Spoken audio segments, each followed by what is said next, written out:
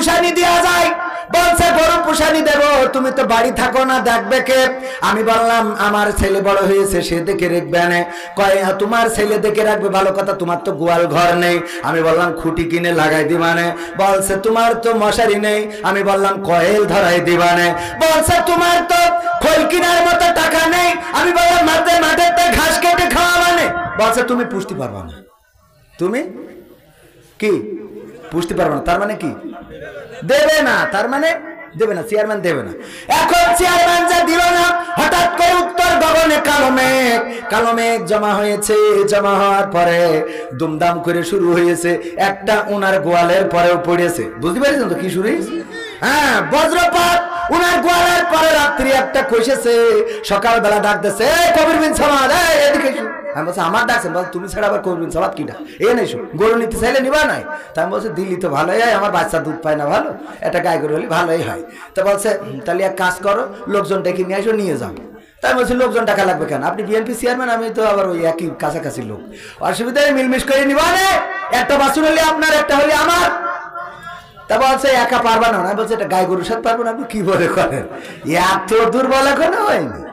তা বলছে কি যে তো দেখো যে এই ফরক না, গইলি যেই দেখি চার হাত পা সব এক দেখি। তা আমি নাকে হাত দিলাম, দেখি ফুসফুসির কোনো আপ ডাউন নেই।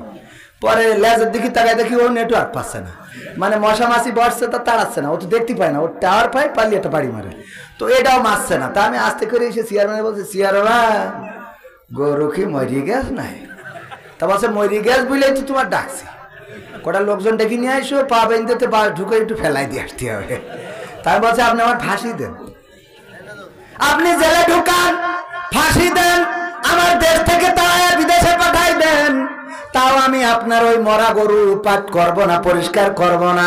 কারণ আমি জানতে থাকতে চাইলাম কত অজুহাত, আমার গোয়াল নেই, মশারি নেই, কয়েল নেই, আমার খাবার নেই, খোল নেই, ভুসি নেই, ঘাস নেই, কত কি বললেন।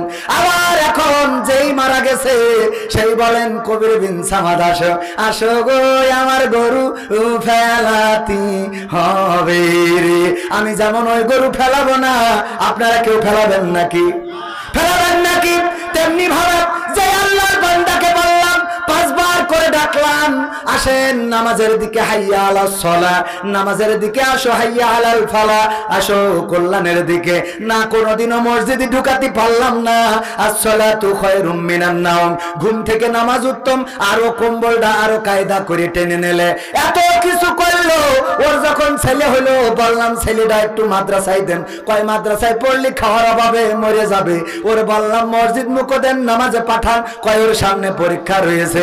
যখন রোজার মাস শুরু হলো বললাম রোজা রাখান। কয় ও রোজা রাখলে মরে যাবে, কারণ ওর না খেয়ে থাকা অভ্যাস নেই, ও পানির পিপাসায় হার্ট স্ট্রোক করবে। যখন বললাম দাড়িটা রাখতে বলেন, কয় দাড়ি রাখলে চুলকায়।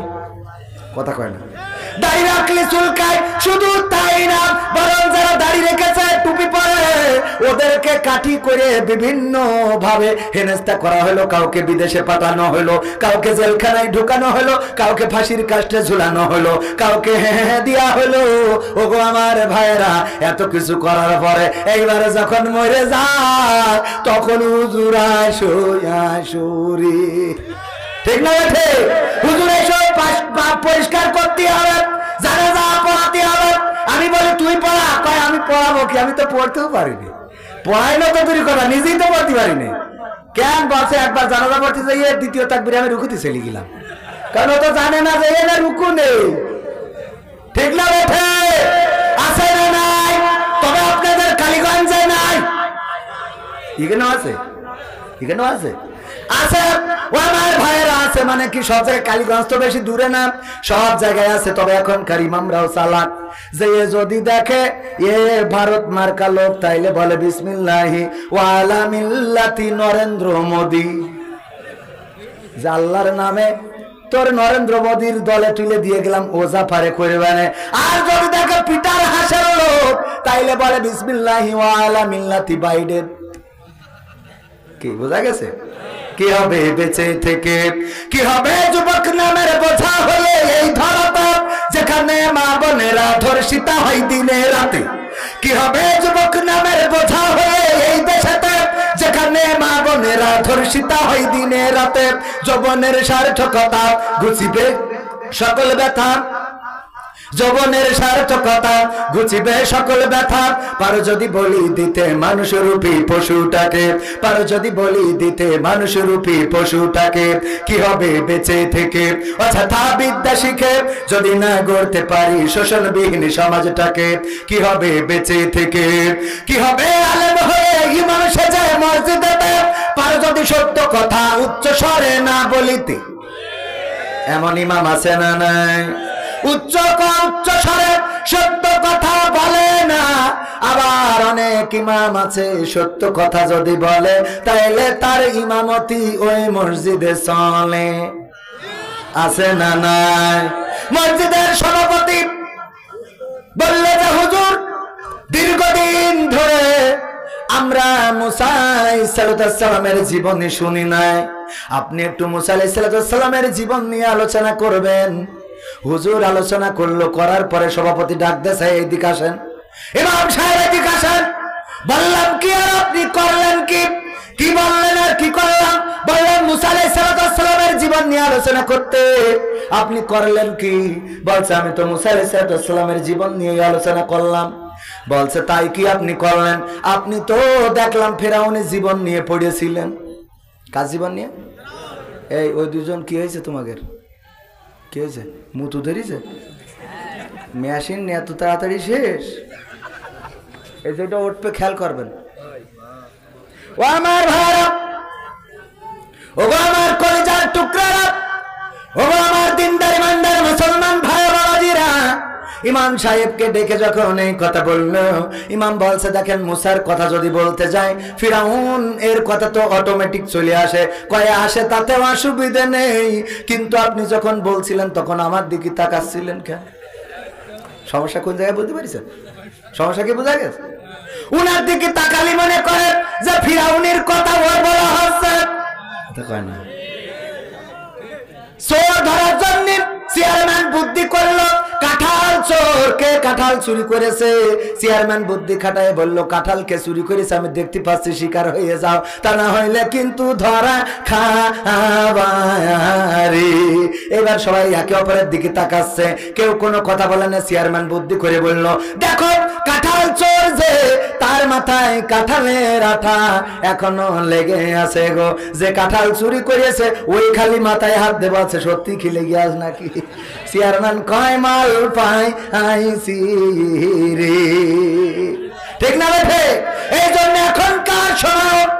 এখনকার সময় যদি কথা বলা হয় মুসা আলাইহিস সালামের জীবন নিয়ে আর ফেরাউন নিয়ে, যদি কেউ খেপে যায় তাহলে বুঝতে হবে ও ফেরাউনের চাচাতো ভাই।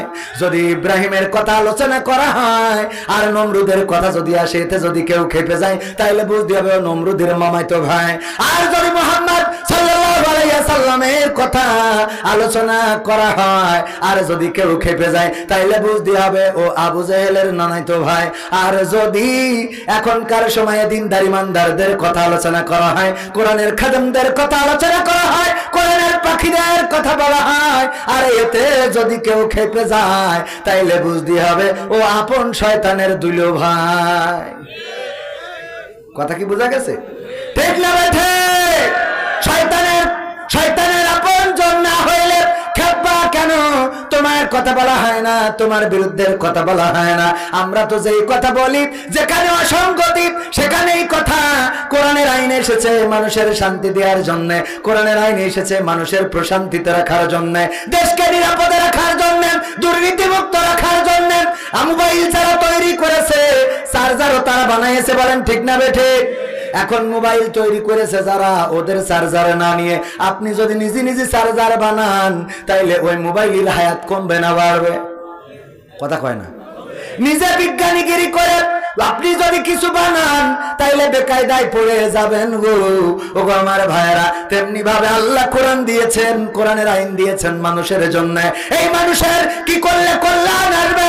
কোথায় কোন আইনটা কায়েম থাকলে মানুষের সুখ আসবে, শান্তি আসবে, এটা আল্লাহর থেকে ভালো বোঝার মতো কেউ আছে নাকি?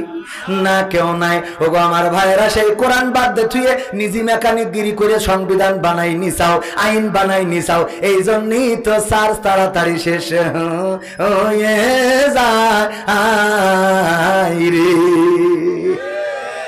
ডাক্তার সাহেব কথা ঠিক আছে তো?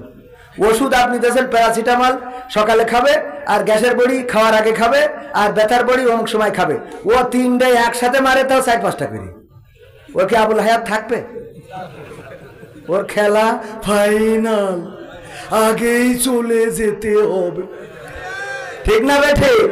ওর আগেই চলে যাওয়া লাগবে, কারণ ডাক্তার কইছে যেভাবে খাতি, ও নিজে বুদ্ধি করি ডাক্তার দেশে 5 দিনই 3 ডোজ করে খাবে, 3 × 15 ডোজ। ও একদিনই 15 ডোজ মেরি বসে আছে, ওর কি পাওয়া যাবে? তো আল্লাহ দেশে কোরআনের আইন মানুষের জন্য, মানুষের সুখ শান্তির জন্য। আপনি এ বাদ দিয়ে নিজেরা ডোজ বানাই নিয়েতে মাইতেছেন, এই জন্যই তো গোটা বিশ্বের কোথাও আজকে শান্তি। সমাধান খুঁজে খুঁজে ক্লান্ত হয়েছো যারা, সমাধান যদি পেতে চাও, সব পথ গিয়ে ভুলে কোরআন দেখো খুলে, সমাধান যদি নিতে চাও। সমস্যা যত সব দূর করে দিবে রব, সমস্যা যত সব দূর করে দিবে রব, যদি তুমি যাও চেয়ে যাও। সমাধান সমাধান খুঁজে খুঁজে ক্লান্ত হয়েছো যারা, সমাধান যদি পেতে চাও, সব পথ গিয়ে ভুলে কোরআন দেখো খুলে, সমাধান যদি নিতে চাও। কোরআন ধরি না বলে, কোরআন পড়ি না বলে, চারিদিকে হই লাঞ্ছিত, ঠিক না বেঠিক? কোরআন জানি না বলে, কোরআন মানি না বলে, সব অধিকার বঞ্চিত। কোরআন ধরি না বলে, কোরআন পড়ি না বলে, চারিদিকে হই লাঞ্ছিত। কোরআন জানি না বলে, কোরআন মানি না বলে, সব অধিকার বঞ্চিত। মরিচিকার পিছে না ঘুরে মিছে মিছে, মরিচিকার পিছে না ঘুরে মিছে মিছে, কোরআনটা খুলে দেখে নাও। সমাধান সমাধান খুঁজে খুঁজে ক্লান্ত হয়েছো যারা, সমাধান যদি পেতে চাও, সব পথে গিয়ে ভুলে কোরআন দেখো খুলে, সমাধান যদি নিতে চাও। কোরআনে খুঁজে পাবে সংসার নীতি, আর কি হবে রাষ্ট্রের নীতি। কোরআনের আইন চললে দেশে দূর হবে সব দুর্নীতি, ঠিক না বেঠে? কোরআনে খুঁজে পাবে সংসার নীতি, আর কি হবে রাষ্ট্রের নীতি। কোরআনের আইন চললে দেশে দূর হবে সব দুর্নীতি।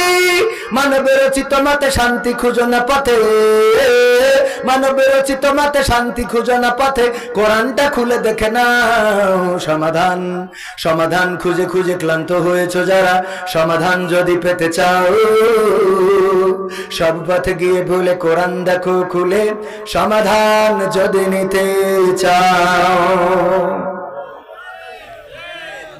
সব সমস্যার সমাধান, এত আসতে বললেন, আর একটু জোরে বলেন। সব সমস্যার সমাধান, এই সমস্যার সমাধান আমরা যদি পিছনে রেখে সামনের দিকে চলি, তাহলে কোনোদিনও মুক্তি পাওয়া যাবে যাবে যাবে না। একজন কানা হেরিকেন নিয়ে যাচ্ছে, কানা হেরিকেন নিয়েছে, এটা বেকায়দা না? বলছে নিশ্চিত তোমার জন্য। কেন? বলছে আমি কানা, আমি দেখতে পাই না, এটা ঠিক আছে, কিন্তু হেরিকেন রাখিছি যাতে তুমি আমার অন্তত দেখি ধাক্কাটা না মারো। কারণ আমি যে কানা যাচ্ছি, তুমি সকালে হলো তো আমার ধাক্কা মেরে বসে থাকবা না। এই জন্য তোমার জন্য হেরিকেন, কোরআন হলো এই সেই হেরিকেনের আলো। যার কাছে থাকে শুধু সে পথের দিশা পায় না, যে সাইডে থাকে সেও পথের দিশা। বোঝা গেছে কথা শুনে? তো সময় অল্প, কাজও অল্প। চেয়ারম্যানরাও বলছে যে হুজুর সময়টা তো বড্ড খারাপ, আপনি তো ভাই সব জানেন, বুঝে শুনে কথা বলে ওয়াজের রীতি টানেন। উস্কানি ফুসকানি মূলক বলবেন না কোনো কথা, এই মঞ্চে রাজনীতি ভাই করবেন না অযথা। আমরাও ভাই কোরআন জানি, মানি মোটামুটি, ঝামেলাতে থাকি মাঝে মাঝে নিয়ে ভোটা ভুটি। মক্তবেতে শিখেছিলাম আলিফ বা তা সা, কোরআন হাদিস মোটেও জানি না এমন কিন্তু না।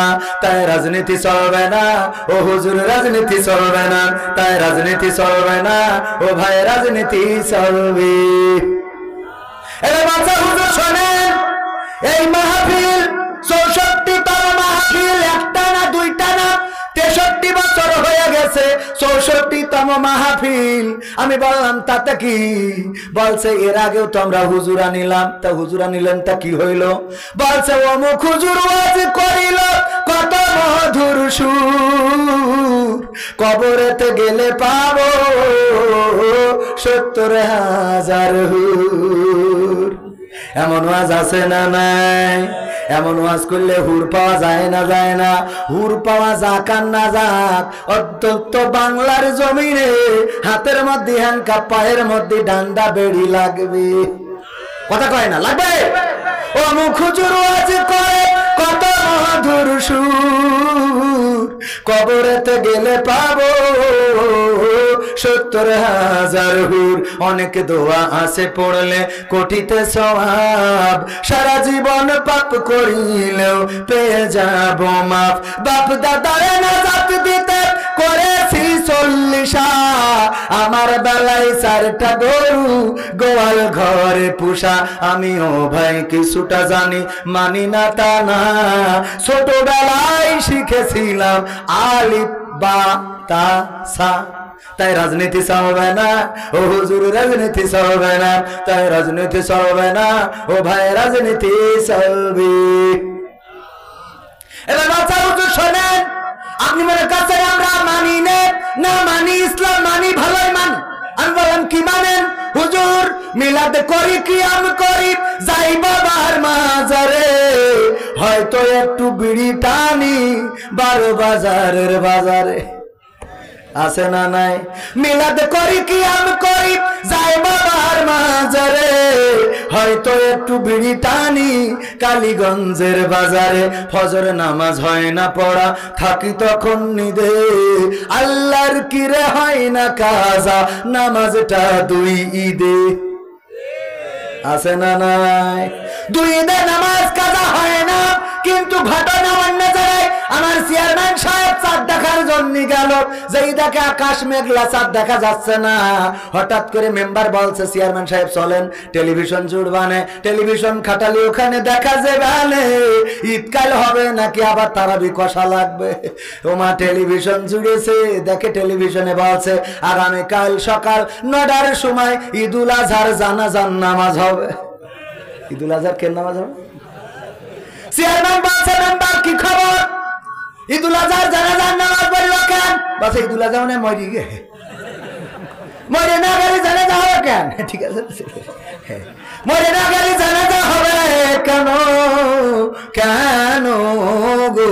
এই জন্য বলছে হুজুর মিলাদ করি, কিয়াম করি, যাই বাবার মাজারে, হয়তো একটু বিড়ি টানি কালীগঞ্জের বাজারে। ফজর নামাজ হয় না পড়া, থাকি তখন নিদে, আল্লাহর কসম হয় না কাজা, নামাজটা 2 ঈদে।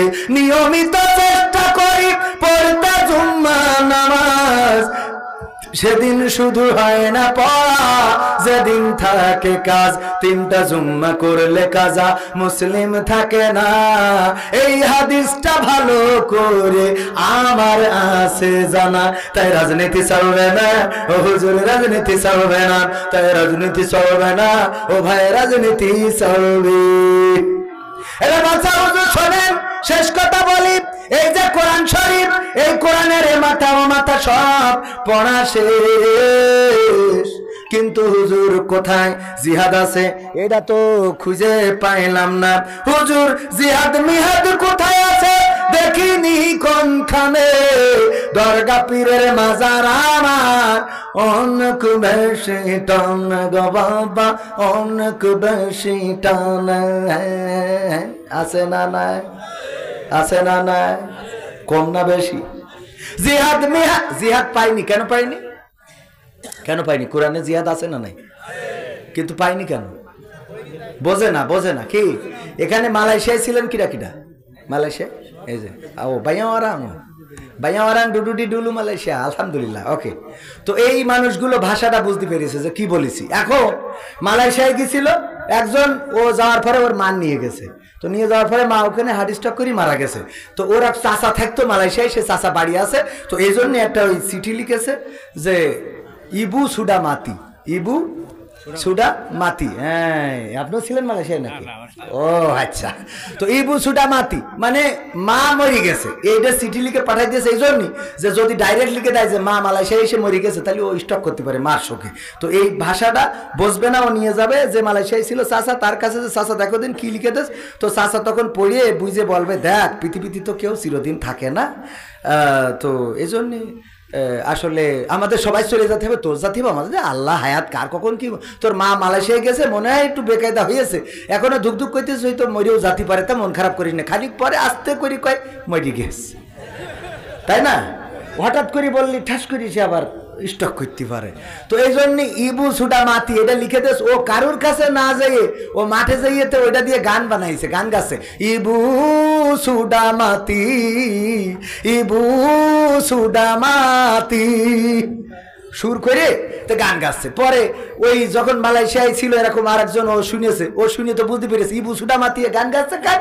তো ও ডেকে বলছে তুই গান গাচ্ছিস কে? আমার ভাই চিঠিতে লিখে দিয়েছে, আমি এটা সুর করি গান বানাইছি, খুব ফাইন না? তা বলছে মানে কি বুঝিস? তা বলছে না মানে বুঝিনি, এমনি লিখে পাঠাই দিস। তো বলছে মানে হইলো তোর মা কি মালয়েশিয়ায় গেছিল? তা হ্যাঁ। তা মালয়েশিয়ায় তোর ভাইয়ের কাছে ছিল? তা হ্যাঁ। তো তোর ভাইয়ের কাছে তোর মা মরিয়ে কিল্লা ফতে। এখন ওর গান মনে আসবে?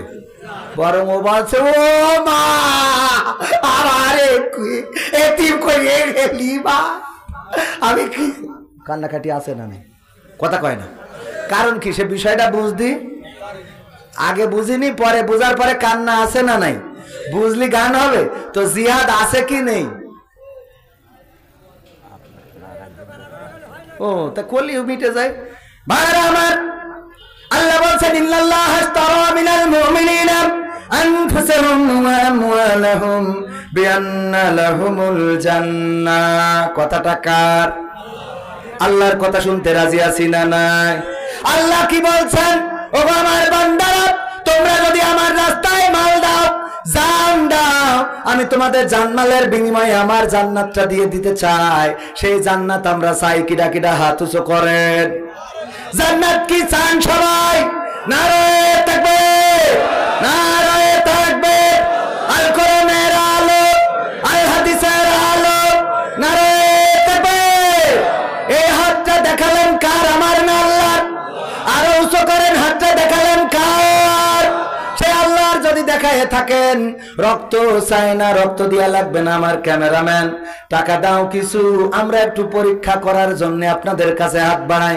আল্লাহ বলছেন, আল্লাহ রাব্বুল আলামিন বলছেন কি জানো?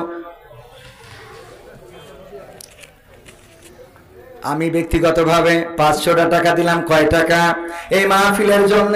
এখন আপনাদের কাছে একটু হাত বাড়াইলাম, যে যা পারেন দেন। আমার কাছে এসে দিতে পারেন, আমি মুসাফির মানুষ। আর যদি কাছে এসে না দেন, প্যাকেট নিয়ে যাবেন নাকি? প্যাকেট নিয়ে যাবেন? ও চাদর, চাদর নিয়ে যাচ্ছে, যা আছে পকেটে দিয়ে দেন, প্যাকেটে দিয়ে দেন, চাদরে। মা বোনেরাও আছে, নাম বলতে অনিচ্ছুক 5000 টাকা। নারায়ে তাকবীর। নাম বলতে অনিচ্ছুক 5000 টাকা দিলে একজন ব্যক্তি, আল্লাহ দানকে কবুল করে নাও, নেখায়াত দিয়ে দাও, মনের স্বপ্ন পুরা করে দাও, আপনজনদেরকে কবুল করে নাও। তারপরে আর কিরা কিরা আছেন দেন, সজল এগুলো না, আল্লাহ দানকে কবুল করে নাও। ও আমার ভাইরা, যে যা পারেন। মহিলা প্যান্ডেলে মা বোনেরা আছেন, মা বোনদের জন্য দু একটা কথা বলার দরকার ছিল, কিন্তু আগামীবার এসে বলবো কই দিয়ে যান, রুমাল নিয়ে যান। আর নগদ যারা দিবেন আমার হাতে দিন। একজন 50 টাকা দিয়ে আল্লাহ কবুল করো, আর একজন 50 টাকা আল্লাহ কবুল করে নাও, নেখায়াত দিয়ে দাও, মনের স্বপ্ন পুরা করে দাও। আমার চাচার কাছে নিয়ে দেন 200 টাকা, আল্লাহ কবুল করো। বক্তা নিয়ে আসেন। না না না, আপনি পরিবেশটাই নষ্ট করে দিয়েছেন। না না, আশ্চর্য, আপনারা পরিবেশটা আপনারা নষ্ট করে দিলেন না। আপনি এখানে আপনি যদি বলেন মিছে কথা, তো এখানে তো লিখাই রয়েছে, এই যে লিখা আছে না নাই, হুজুর জনাব আপনার সময় 12টা 30 পর্যন্ত আপনার সময়, এর মধ্যে আদায় করে দিবেন। এই যে এরপরে আর একজন এসে বলছে যে আরো বক্তা আছে, আপনি তাড়াতাড়ি শেষ করেন। না না না, বলেছে কিনা আপনি বলেন, বলেছে কিনা? তাই বলেছে। তো আমি এখানে এখন পরিবেশ নষ্ট করি, লোকজন সব উঠে চলে গেছে, আপনি আবার রস করতে করেন, মানে ভাঙা বাজারে কি করবো? আমি তো লোকজন সব ঠিক করেই রাখিলাম। এই লোকগুলোর আমি এখন আমার আলোচনার অংশেই যেতে পারিনি। মা বোনেরা রয়েছে পর্দার তলে, তাদের ব্যাপারে কথা বলা লাগবে না? আপনারা চিরকুট দেবেন, কানে এসে বলবেন বক্তা আছে, আবার বলবেন যে হুজুর বাজার ভেঙে এখন কে মাহফিল? এখন ভাঙা বাজারে আপনারা এসে ওয়াজ করেন, আমি না। সবাইকে অসংখ্য ধন্যবাদ। আবারও দেখা হবে, কথা হবে ইনশাআল্লাহ। আসসালামু আলাইকুম রহমতুল্লাহ।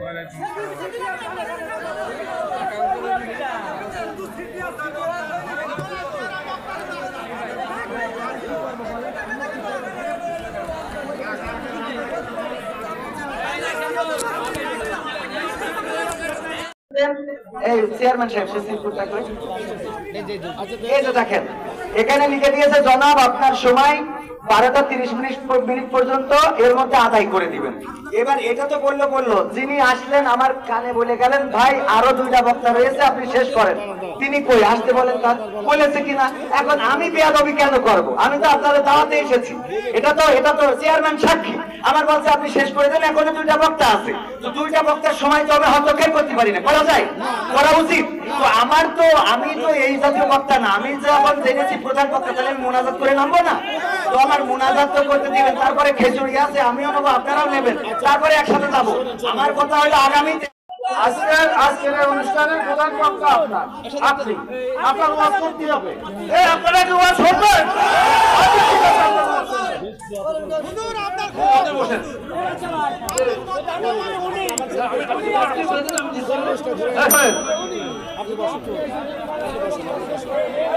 উপস্থিত ভাই আপনারা একটু কথা একটু বলি শোনেন। আমরা সবাইকে সালাম জানাচ্ছি, আসসালামু আলাইকুম রহমতুল্লাহ। শোনেন, আমি হুজুরকে বলেছি, হুজুর আপনার ওয়াজ আমি প্রথম শুনতে আসলাম। আপনারা ছিলেন, আপনাকে একটু আগে নুরুল ইসলাম আপনাদের সঙ্গে কথা বলেছেন। আমি মনোয়ার বাদশাহ কুলা ইউনিয়ন আওয়ামী লীগের সেক্রেটারি, সারা জীবন আওয়ামী লীগ করেছি, এখনো করি, আওয়ামী লীগ করি। আমি বলেছি যে আপনি যত কথাই বলেন না কেন, আপনি আকার ইঙ্গিতে অনেক কিছু বলেছেন, কিন্তু আপনার ওয়াজটা আমার খুব ভালো লেগেছে।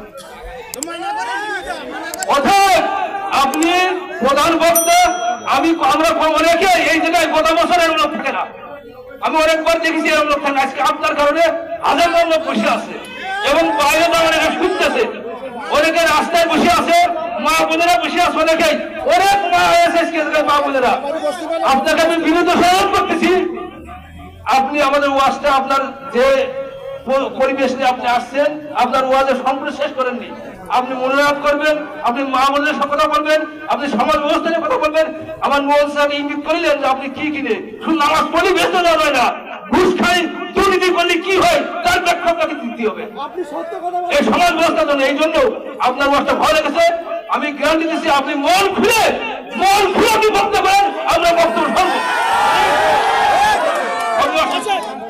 এবং আপনার সনাতনী খুশি দেবে। আপনারা বসান সব করেন, আপনারা বসান, ওয়াজ হবে আর সারা রাত ওয়াজ শুনবো আমরা, এবং যেন ওয়াজ সারাই শুনবো। আপনারা সবাই ওয়াজ শুনবেন একটু। আমি এই গ্রামের সবার মুরব্বী দিয়েছেন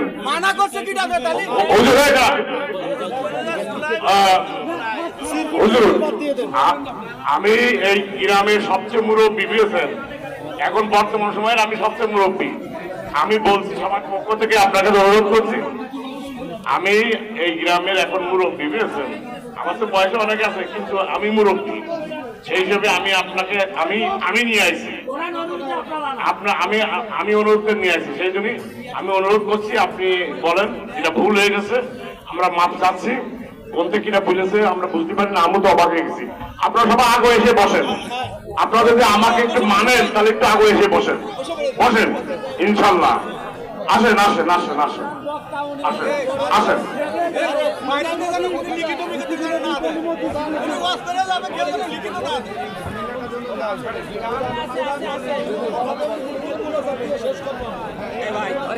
আচ্ছা, আমি ক্যামেরাম্যানদের অনুরোধ করতেছি, আপনারা এই যে এনে যে একটু ঝামেলা হলো না, এটা কাটতে দেবেন। কাট না না না না, এখানে সব তার মিডিয়া, এখানে কোনো ঝামেলা করার মতো ছেলেমেলে নেই।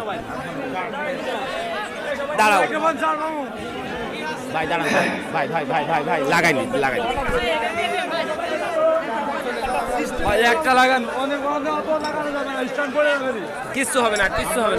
বললো না বললো কোনো কথাবার্তা কোনো কিছু শোনার দরকার না, আপনি শেষ মুনাজাত দিয়ে যাবেন। আমি তো আপনাদের বিষয়ে আমি আসছি দাওয়াতে।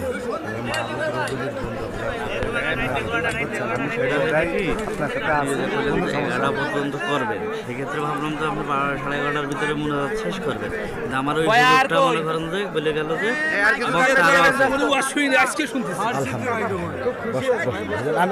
আমিও অনেক খুশি, আপনার সম্মানেই বসলাম, মাস ডাক্তারের সম্মানে বসলাম, তা না হলে আমি বসতাম না। একটুখানি এই তাড়াতাড়ি করেন, আপনারা রাত দেরি করেন, বেশি না, এই আধা ঘন্টা ভাই প্রবাসী গজলটা এই আশপাশে প্রবাসী, আর ওই যে আজকালকে খোলা পায় না না না, ও হুজুরের ডিস্টার্ব হয়, সাইডে থাকে। ছাড়েন, এই মাইক ছাড়েন, সবাই ওকে।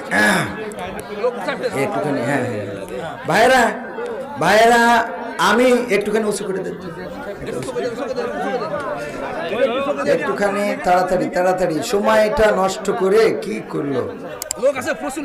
না, মানুষ তো আছে, মানুষ থাকবে না কেন, কিন্তু বিষয়টা হলো যে একটা পরিবেশ, মানে এই চলতে আবার ঝামেলা করে আবার এই পরিবেশটা ফিরে না, একটু কষ্ট কিনা। তো তারপরেও আমরা জানি যে আপনারা এসে বসলে এই পরিবেশ সহজে ঠিক হয়ে যাবে ইনশাআল্লাহ। সহজে আমি আপনাদের গ্রামের মানুষের সম্মান রেখে বসেছি, সুতরাং কোরআনের সম্মানে আপনারা সমস্যা নাই, সেই কথা শুনতে রাজি আছেন না নাই? উনি কিন্তু বলেছেন আকার ইঙ্গিতে অনেক কথা বলেছেন, আকার ইঙ্গিতে আমরা যাই বলি একটাও কিন্তু আওয়ামী লীগের বিরুদ্ধের কথা না, সরকারের বিরুদ্ধের কথা না, বরং সরকারের পক্ষের কথা। সরকার একটি সুদ মুক্ত, সরকার একটি দুর্নীতি মুক্ত, দুঃশাসন মুক্ত, ধর্ষণ মুক্ত, জেনা মুক্ত, ব্যভিচার মুক্ত দেশ গড়তে চায় না, কিন্তু প্রেসক্রিপশনে ভুল আছে, সেই প্রেসক্রিপশনটা আমাদের করে দেওয়ার দরকার আছে না নাই? সেই প্রেসক্রিপশনটা কোনটা? সেই প্রেসক্রিপশন হলো আল্লাহর কোরআন, বলেন ঠিক না? তো এই কোরআনের আঙ্গিকে যদি কেউ জীবন গড়ে, তার জীবন আলোয় আলোকিত হয়ে যায়। ইতিপূর্বে আলোকিত হয়েছিল নবীর সাহাবীদের জীবন, আলোকিত হয়েছে কোরআনের আলোয়, যারা আলোকিত হয়েছে তাদের আলো ছড়িয়েছে গোটা বিশ্বে। ওগো আমার ভাইরা, এই জন্য কালীগঞ্জের মাটি, ইসলামের ঘাঁটি, কোরআনের মাহফিল আমি দেখেছি যেই পোস্টারে অন্তত এমপি সাহেব আনোয়ারুল আজিম আনার সাহেবের নাম আছে, এরকম মাহফিল বন্ধ হইতে কমে দেখেছি। কারণ আমি ইতিপূর্বে জেনেছি উনি মাহফিলের পক্ষের লোক, উনি মাহফিলে সর্বোচ্চ সাপোর্ট দেওয়ার চেষ্টা করেন। আমি ইতিপূর্বেও কালীগঞ্জে এসে শুনেছি এটা উনি শুধু না, আসলে মাহফিলের পক্ষে বিপক্ষে যাবে কেন? একজন মুসলমান যাবে কখনো? একজন মুসলমান কখনো মাহফিলের বিপক্ষে যায় না। যাই হোক, এখানে ইনফরমেশনটা যেভাবে দিক, যেভাবে গ্যাপ হোক, সমস্যা নাই। মা বোনেরা আছে, প্রবাসীদের গানটার অনুরোধ আমি শোনাবো। আমি আপনাদের যদি পরিবেশটা করে দেন, এখনো অনেক যুবক দাঁড়ানো, আমি যুবকদের জন্য তো গান শোনাবো, এটা বলেই দিয়েছি, কারণ আমি যুবকদের শিল্পী, বলেন ঠিক না বেঠিক?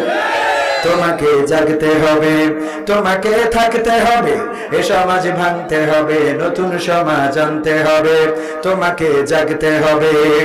কত দুঃখী রাত্রি কাটায় অনাহারে পথের পরে, এখনো আসেনি সুখ বাংলার প্রতি ঘরে ঘরে, ঠিক না বেঠে? একটু আওয়াজ দিবেন, যেহেতু ভাঙা মজলিসে আবার জড়ো হয়েছি, আওয়াজ দেওয়ার দরকার আছে না নাই? একটু আওয়াজ দিবেন। তোমাকে জাগতে হবে, তোমাকে থাকতে হবে, এ সমাজ ভাঙতে হবে, নতুন সমাজ আনতে হবে, তোমাকে জাগতে হবে।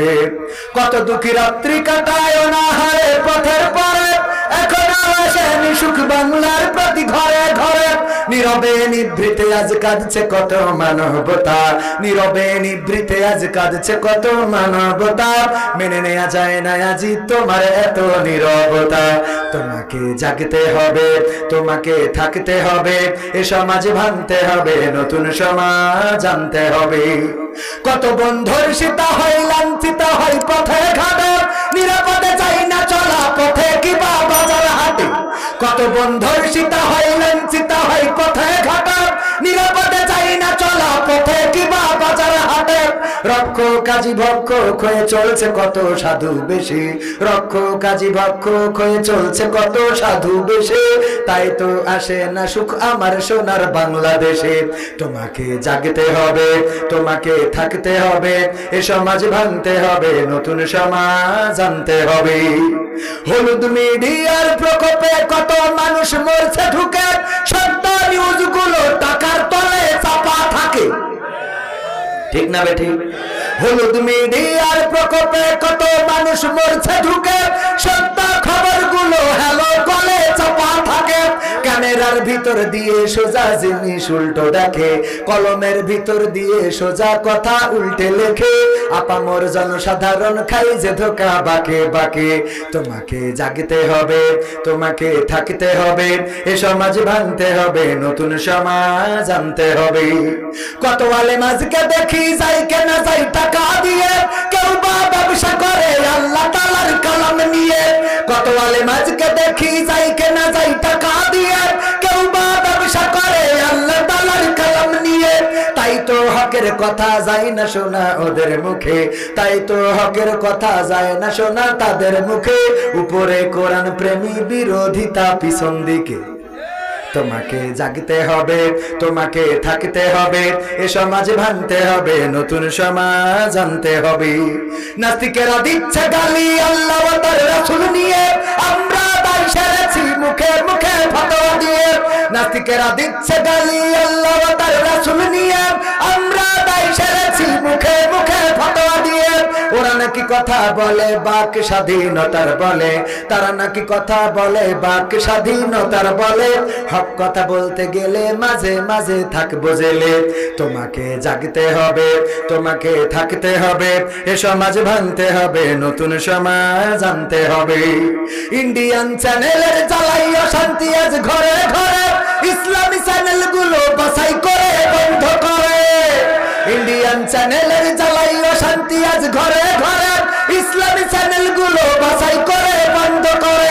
সিরিয়াল দেখে দেখে হচ্ছে কত বিপথগামী, সিরিয়াল দেখে দেখে হচ্ছে কত বিপথগামী, পরকীয়া প্রেমের টানে কত নারী ছাড়ছে স্বামী। তোমাকে জাগতে হবে, তোমাকে থাকতে হবে, এ সমাজ ভাঙতে হবে, নতুন সমাজ আনতে হবে। যত সব ভণ্ড পীরে দিচ্ছে ধোকা অবিরত, আল্লাহ রাসূল ভুলে তাদের কাছে হচ্ছে নত। যত সব ভণ্ড পীরে দিচ্ছে ধোকা অবিরত, আল্লাহ রাসূল ভুলে তাদের কাছে হচ্ছে নত। কেউ বা মাজার খুলে শামিয়ানা তুলে ব্যবসা করে, কেউ বা মাজার খুলে শামিয়ানা তুলে ব্যবসা করে। গরিব দুঃখী পায় না খাবার, টাকার বস্তা বাবার ঘরে। আছে না নাই? তোমাকে জাগতে হবে, তোমাকে থাকতে হবে, এ সমাজ ভাঙতে হবে, নতুন সমাজ আনতে হবে। কত খুনি সন্ত্রাসীরা বাইরে ঘরে পীরের বেশে, কোরআনের খাদেম কত বন্দী আছে খাসার দেশে। কত খুনি সন্ত্রাসীরা বাইরে ঘরে পীরের বেশে, কোরআনের খাদেম যারা বন্দী তারা খাসার দেশে। কোথাও বিনা বাধায় যায় না বলা হকের কথা, কোথাও বিনা বাধায় যায় না বলা হকের কথা। রক্ত দিয়ে কেনা এটা কেমন স্বাধীনতা, ঠিক না রে ঠিক? 1971 সাল 7ই মার্চ রেসকোর্সের ময়দানে বঙ্গবন্ধু স্বাধীনতা মহান স্থপতি বঙ্গবন্ধু শেখ মুজিবুর রহমান ডাক দিয়ে বললেন, নগো আমার দেশবাসী, তোমাদের যা কিছু আছে তাই নিয়ে শত্রুর মোকাবেলায় প্রস্তুত থাকো। মনে রেখো, এবারের সংগ্রাম মুক্তির সংগ্রাম, এবারের সংগ্রাম স্বাধীনতার সংগ্রাম। বলেছে না বলে নাই? বলেছে না বলে নাই? তবে ওয়াজ করে বলে নাই, সুর দিয়ে বলে নাই। অনেক কথা আছে, যদি সুর দিয়ে আমার চেয়ারম্যান বলতো তাইলে আমার দাওয়াত কমে যেত। কারণ চেয়ারম্যান যেই কথাগুলো বলেছি সেই কথাগুলো সুর দিয়ে বললে ওয়াজ হয়ে যাবে।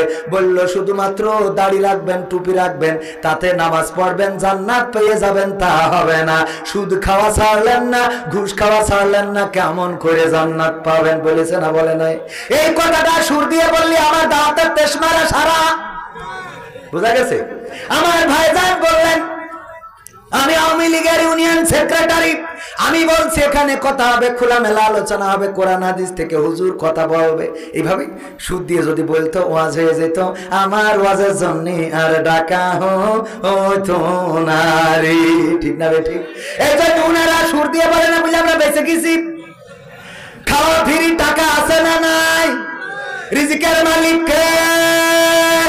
আল্লাহ। যে আল্লাহকে যে রিজিকের মালিক মেনে নেয়, আল্লাহকে যে অভিভাবক মেনে নেয়, তার কোনো দুঃখ থাকতে পারে? তার কোনো দুঃখ থাকতে পারে না। ওগো আমার ভাইরা, পবিত্র কোরআনের সূরা আল ইমরানের আয়াতটা আপনাদের মনে আছে না নাই? আল্লাহ বলছেন, ইয়া আইয়ুহাল্লাযীনা আমানু আমানুত্তাকুল্লাহ হাক্কা তুকাতিহি ওয়া লা তামুতুন্না ইল্লা ওয়া আনতুম মুসলিমুন।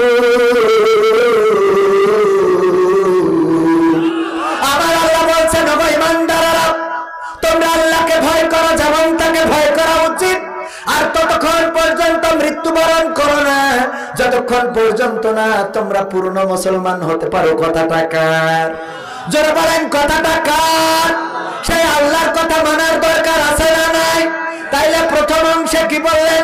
আল্লাহ বলছেন আল্লাহকে ভয় করো যেমন করে ভয় করা উচিত। কেমন ভয়? ভয়টা হলো এমন, যদি কোথাও আপনার ধরেন ভোট দিতে গেছেন, দিয়ে আইছেন নৌকা মার্কায়, এসে টিরাকের লোকের বলতেছেন আমি কিন্তু তোমার দলেরই। উদাহরণ এইটা বলার পরে যদি ওই প্রার্থী বলে তুমি কোন মার্কায় ভোট দিয়েছো, ওখানে সিসি ক্যামেরা লাগানো আছে, তুমি তো জানো না। তুমি যখন সিলটা মাইরেছিলে তখন আমি এখানে আমার মোবাইলে ওয়াইফাই দিয়ে কানেকশন করা, আমি ক্যামেরায় দেখতে পাইছি তুমি কোন মার আর কার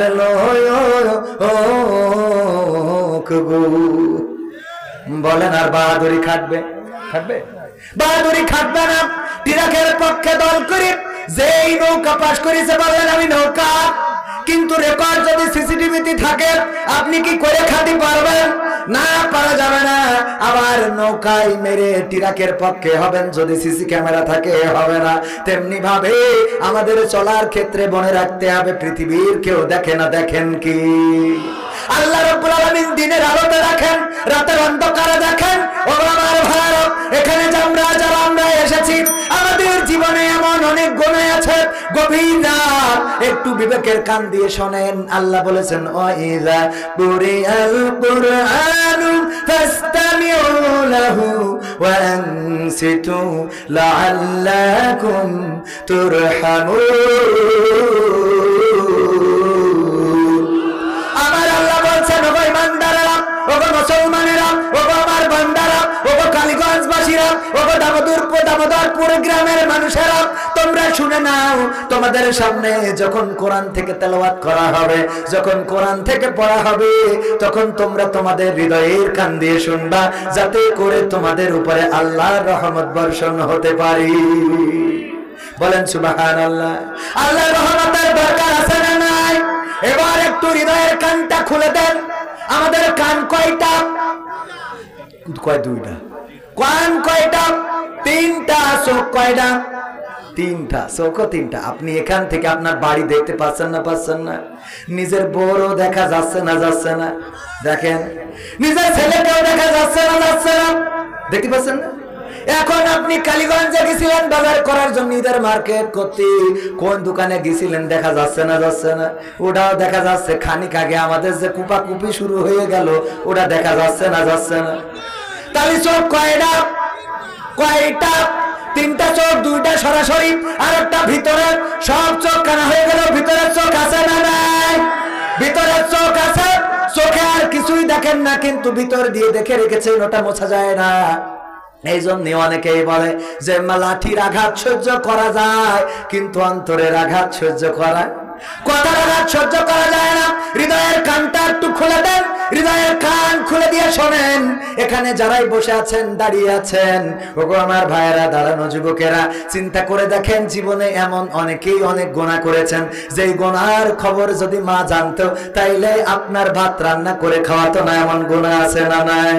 যদি বাবা জানতো বাড়িতে ঢুকতে দিত না, যদি গ্রামের লোক জানতো মসজিদে উঠতে দিত না, যদি আওয়ামী লীগের নেতা জানতো তাইলে আমাকে দল করতে দিত না, যদি বিএনপির মানুষ জানতো তাইলে আমাকে গ্রামে থাকতে দিত না। এমন অনেক গুনাহ আছে, যদি স্ত্রী জেনে ফেলতো আপনার সাথে ওই স্ত্রী সংসার করতো না। যে তুমি কত নম্বর ব্যক্তি, মানুষ তো 1 নম্বর 2 নম্বর হয়, তুমি তো নম্বর ছাড়া হয়ে গেছাও। বলেন ঠিক কিনা? আবার অনেক নারীদের এমন অনেক গুনাহ আছে, যে গুনার খবর স্বামী জানলে তার সাথে সংসার করত। কারণ লাইলাতুল 14 ফেব্রুয়ারি ভ্যালেন্টাইন্স ডে আছে না নাই? এই লাইলাতুল ভ্যালেন্টাইন্স ডে ছেলেতে মোটর সাইকেলে উঠে আজকেও দেখলাম গোলাপ কিনে দিয়ে নারীদেরকে দিচ্ছে, মেয়েদেরকে দিচ্ছে। ও আমার আল্লাহ, টুনটুনি নাও, টুনটুনি তুমি নাও, বয়স আমার বেশি না। ওরে টুনটুনির মা চুলকটা পাকে গেছে বাতাসে, বলে না বলে না। এখন ওই টুনটুনির মাকে বুঝায় আবার সুগার ড্যাডি হয়েছে। কি ড্যাডি? সুগার দাদি না সুগার ড্যাডি? সুগার ড্যাডি, এরা আবার সুগার ড্যাডি। কি একটা জামানা উঠেছে। ডাক্তার সাহেব, আপনার বয়সী মানুষ 18 বছরের মেয়ে বিয়ে করে বগলের তলে নিয়ে ঘুরে বেড়ায়, বুড়ো বয়সের জন্য আবার ভিড় তিনটি না ধরে। আছে না নাই? ওই যে খন্দকার মুস্তাক বঙ্গবন্ধুর মেরেছিল, মনে আছে আপনার? মনে না থাকলে আপনি কিছু রামলি, মনে আছে না? এই খন্দকার মুস্তাক বঙ্গবন্ধুর মেরেছে, আর এখন এক মুস্তাক হয়েছে আমার যুবকদের কলজের মধ্যে আগুন ধরাই দেশ। ঠিক না বেটে? ওই এক দিশা না দিশা, তার নিয়ে দিশা খুঁজে পায় না। তুই বিয়ে করেছিস, কর, বাচ্চা কাচ্চা হওয়া কোনো অসুবিধে নেই, কিন্তু এসে কেন খালি টিকটকে ভিডিও করে আমার যুবকদের দেখা সঙ্গে তো একটা মোটে বিয়ে হচ্ছে না। আর তুমি বুড়ো বয়সে ওই নিয়ে ঘুরে বেড়াবি, রাত রাত্রি ঘুমোতেও পারে না। ঠিক না বেটে? এই জন্য বলেছি এইগুলো করা যাবে, বিয়ে করো, কোনো অসুবিধা নাই। আবার তাদের প্রমোট করে মিডিয়া গুলো, যেই মিডিয়া বলে আমার রাসূল বিয়ে করেছে অল্প বয়সের নারীদের, এই বিয়ে করার কারণে আমার রাসূলকে গালি দেয়, বলেন নাউজুবিল্লাহ। আছে না নাই? রাসূলকে চরিত্রহীন বলেছে, বলেন নাউজুবিল্লাহ। রাসূলকে বলে অল্প বয়সী মেয়ে বিয়ে করেছে। এই কথাগুলো যারা বলে তারা আবার ওই যে তিশার নিয়ে খন্দকার মুস্তাক যখন বিয়ে করে, ওদেরকে টেলিভিশনে নিয়ে ডাক দিয়ে বলে কিভাবে প্রপোজ করেছিল, কবে গোলাপ দিয়েছিল, বলো। কথা কয় না? প্রমাণ করে না, করে না। ওদেরকে প্রমাণ করো, তাই আমার রাসূলকে নিয়ে তোমরা চুলকাও কেন?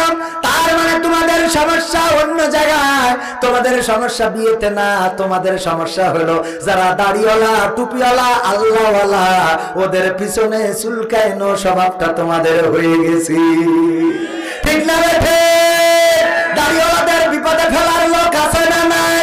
দাড়িওয়ালাদের পক্ষের লোক খুব কমই পাওয়া যাবে, টুপিওয়ালাদের পক্ষের লোক কমই পাওয়া যাবে। আমার প্রশাসনের ভাইরা মাহফিলে সহযোগিতা করছে, প্রশাসনের কোনো দোষ নেই। অনেক সময় প্রশাসনকেও বিপদে পরিচালিত করা হয়। অনেক প্রশাসনকে যদি এখন পাঠানো হয়, যাও কবির বিন সামাদের হাতে হ্যান্ডকাপ পরাও, উনি বাধ্য পরাইতে, বলেন ঠিক না বেঠিক? এর জন্য পুলিশ দায়ী নাকি? বলেন দায়ী নাকি? না, দায়ী না। ও আমার ভাইরা, এই জন্য আগেই বলেছিলাম প্রথমে, কারণ আমি আসার পরে পুলিশের সাথে দেখা হলো, সালাম দিলেন, হ্যান্ডশেক করলেন, না হারে অনেক পুলিশ আছে পথে যখন দেখা হয় বলে হুজুর আপনার ভিডিও দেখি, যখন থাকি আপনার ভিডিও দেখি। কয়েকদিন আগে এক জায়গায় গাড়ি দাঁড় করালো, দাঁড় করানোর পরে হঠাৎ করে ফোন বের করে, প্রশাসন লোক ফোন বের করে বলছেন হুজুর একটা বিষয় আপনাকে দেখায়। যখন ফোন বের করে লক খুলেছে, দেখলাম সাইদির ওয়াজ শুনছিল। আমি বললাম আপনার তো ফাঁসি দেওয়ার দরকার আগে, আপনি সাইদির ওয়াজ নিজে শোনেন আর আমরা শুনলি ধরিয়ে নিয়ে যান। কথা কয় না? বলেন সত্যি বলছেন? নিজে শোনেন, কিন্তু ও কি আসলে ওধারের? কথা কয় না? ওধারে না, না না, আইন যেহেতু আছে আইনের প্রয়োগ করতে হবে ভাইরা আমার। তবে একটু ঝামেলা হলো, আমাদের ভাইজানেরা অনেকেই আছে আবার একটু অসচেতন। আপনাদের এই যে বর্ডার আছে না নাই, বর্ডার, ভারতের বর্ডারের কাছে তার কাটা বেড়া, ওই একটা গলি রাস্তা আছে, সেই রাস্তা দিয়ে মিস্টার বল্টু সাইকেলে করে আধা বস্তা বালু নিয়ে আসছে। ওইটা দেখে প্রশাসনের লোক ধরে বলছে, বল্টু তোর সাইকেলে করে কি পাচার করতেছিস? বলছে সাইকেলে আধা বস্তা বালু ছাড়া আর কিছু না। কয় বালু পাচার করছিস কেন? আমাদের দেশে কি বালুর অভাব? চেক করি দেখি, চেক করি দেখে না সত্যিই বালু। বলছে যা ছেড়ে দিলাম। পরে আবার একদিন এসে আবার দেখে সাইকেলে আধা বস্তা বালু। বল্টু তুই সাইকেলে করে কি পাচার করতে? স্যার বালু, স্যার। এই বালু নিয়ে যাই, আবার চেক করি দেখে না সত্যিই বালু। তৃতীয় দিন আবার যখন সাইকেলে করে আধা বস্তা বালু, বলছে সাইকেলে কি স্যার বালু স্যার?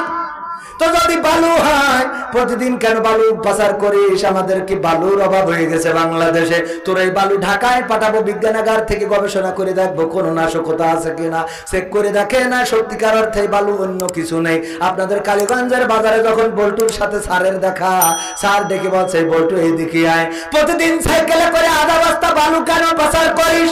বালুর কি বাংলাদেশে অভাব? সাইকেলে করে তোর বালু পাচার করা লাগবে কেন? বলছে স্যার সত্যি বলবো না মিথ্যে বলবো? কয় সত্যি কথা কয়। বলছে স্যার আমি আসলে বালু পাচার করি না, আমি ডাইরেক্ট ওই সাইকেলটা পাচার করি। কি পাচার করে?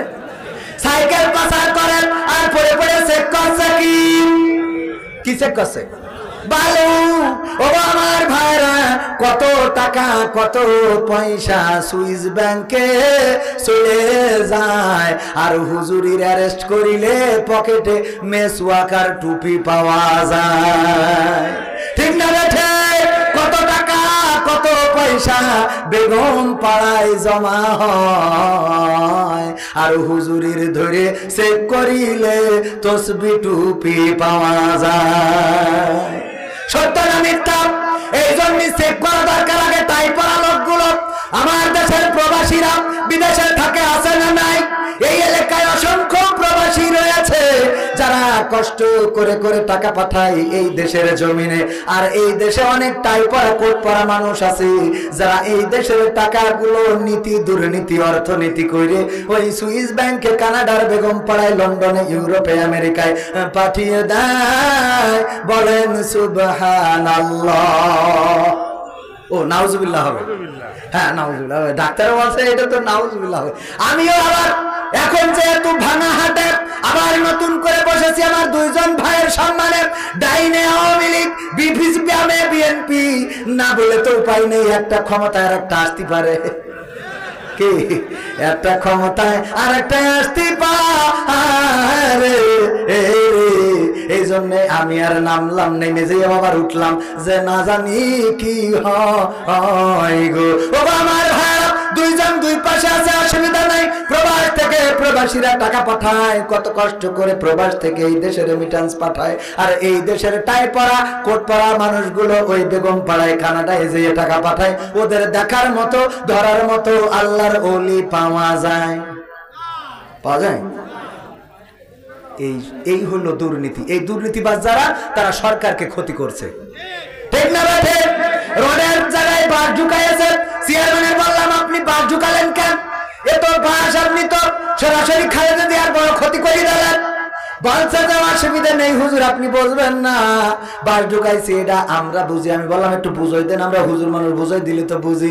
বলছে বাস ঢুকালাম এই জন্যই, আমরা দেখেছি রোডে জং ধরে যায় কিন্তু বাসে কোনোদিন জং ধরে না।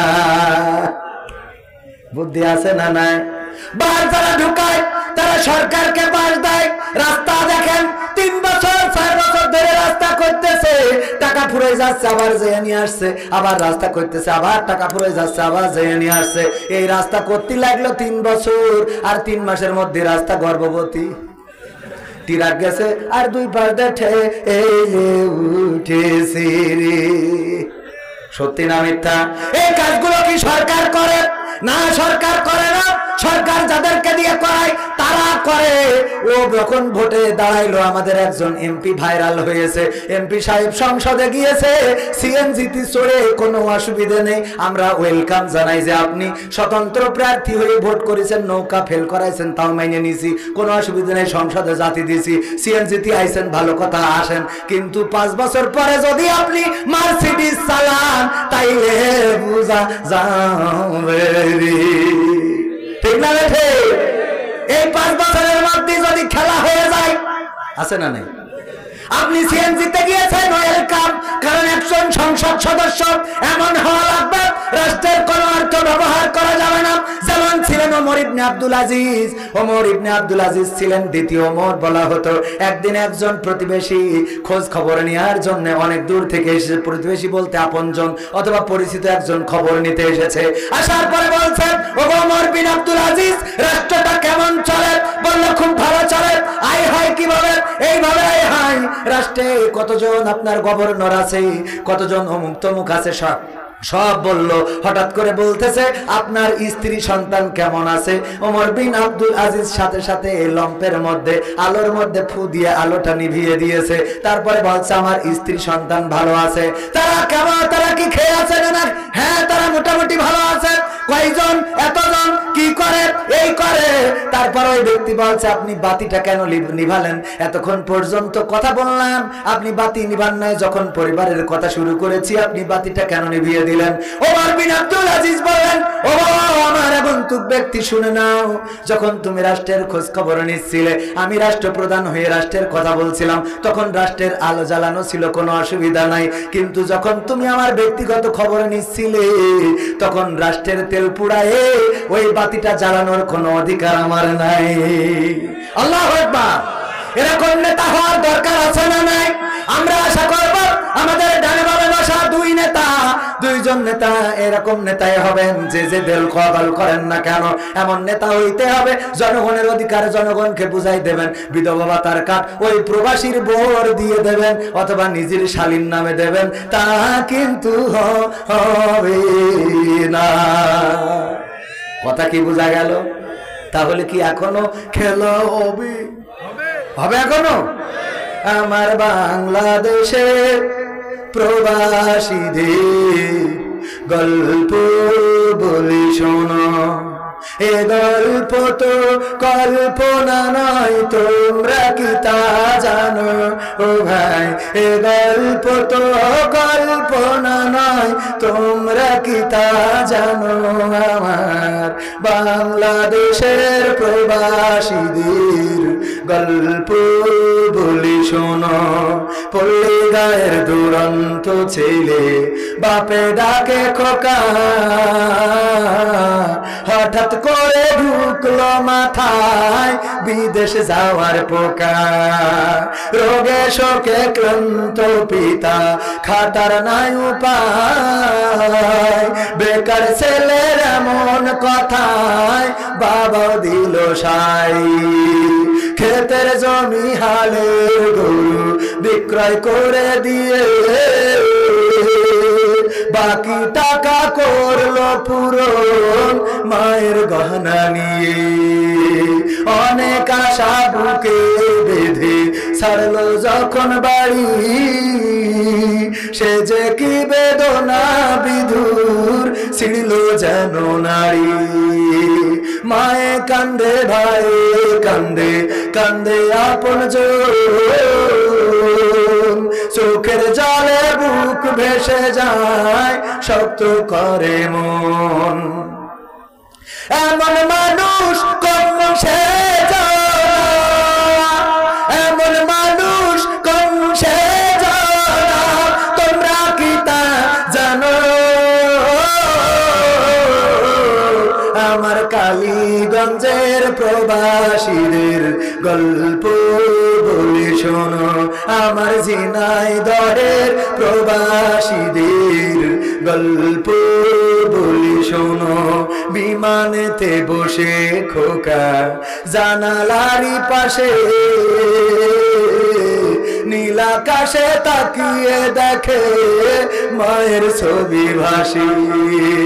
আঁচল দিয়ে চোখ মুছে মা প্রভুকে যে বলে, আল্লাহ তুমি ভালো রেখো আমার কোলের ছেলে।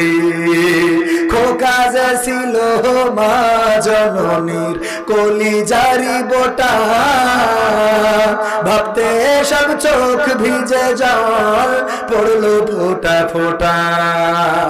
এমন মানুষ কোন সে জানা, এমন মানুষ কোন সে জানা, তোমরা কি তা জানো?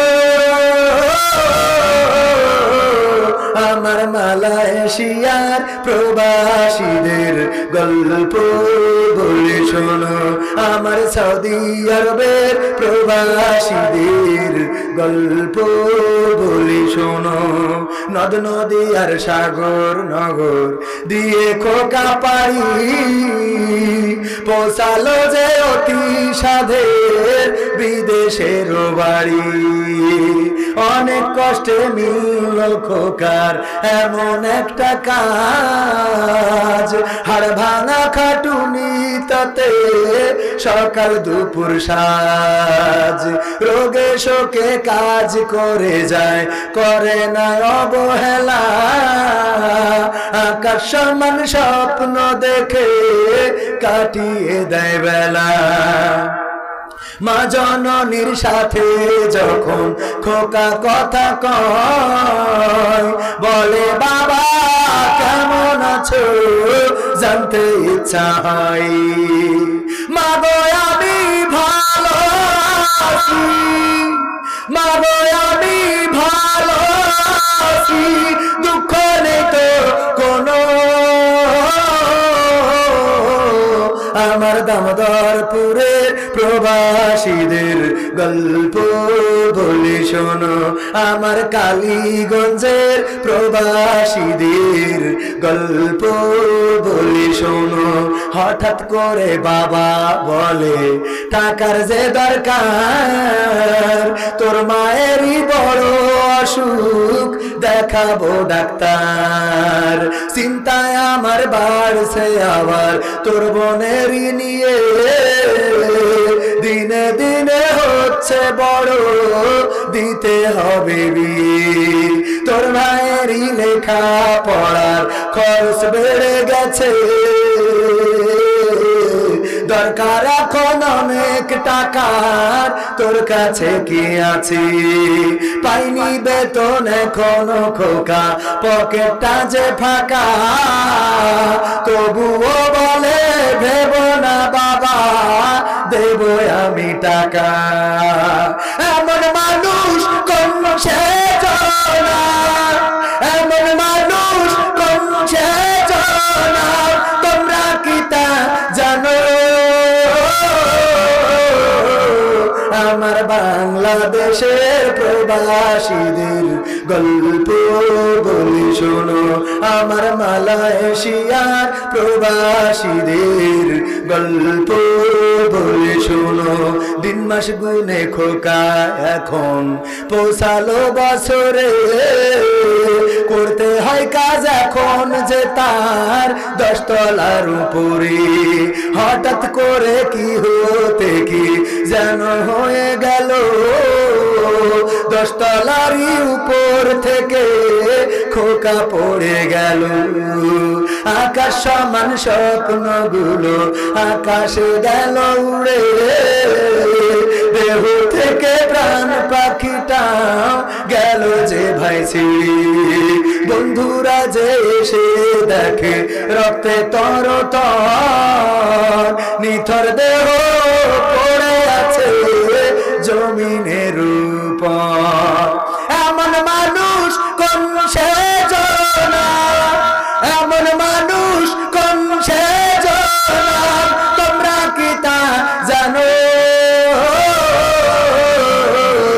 আমার কালীগঞ্জের প্রবাসীদের গল্প বলে শোনো আমার ঝিনাইদহের প্রবাসীদের গল্প বলে শোনো পাঠাতে হবে লাশটা দেশে আপন তো কেউ নাই বন্ধুরা সব মিলে মিশে করলো এ কাজটাই শুনে খবর মা জননীর সে কি আহাজারি মার কান্দনে আকাশ বাতাস হচ্ছে যে ভাই ভারী অবশেষে খোকার কফিন পৌঁছালো যে বাড়ি ভাই বোনার গায়ের স্বজনের সে কি আহাজারি মা জননীকে দে বলে ওরে আমার ছেলে বিদেশ থেকে কোন দেশে তুই গেলি আবার চলি মাগো আমি সুখানিতে মাগো আমি সুখ কিনিতে জীবন দিছি জানো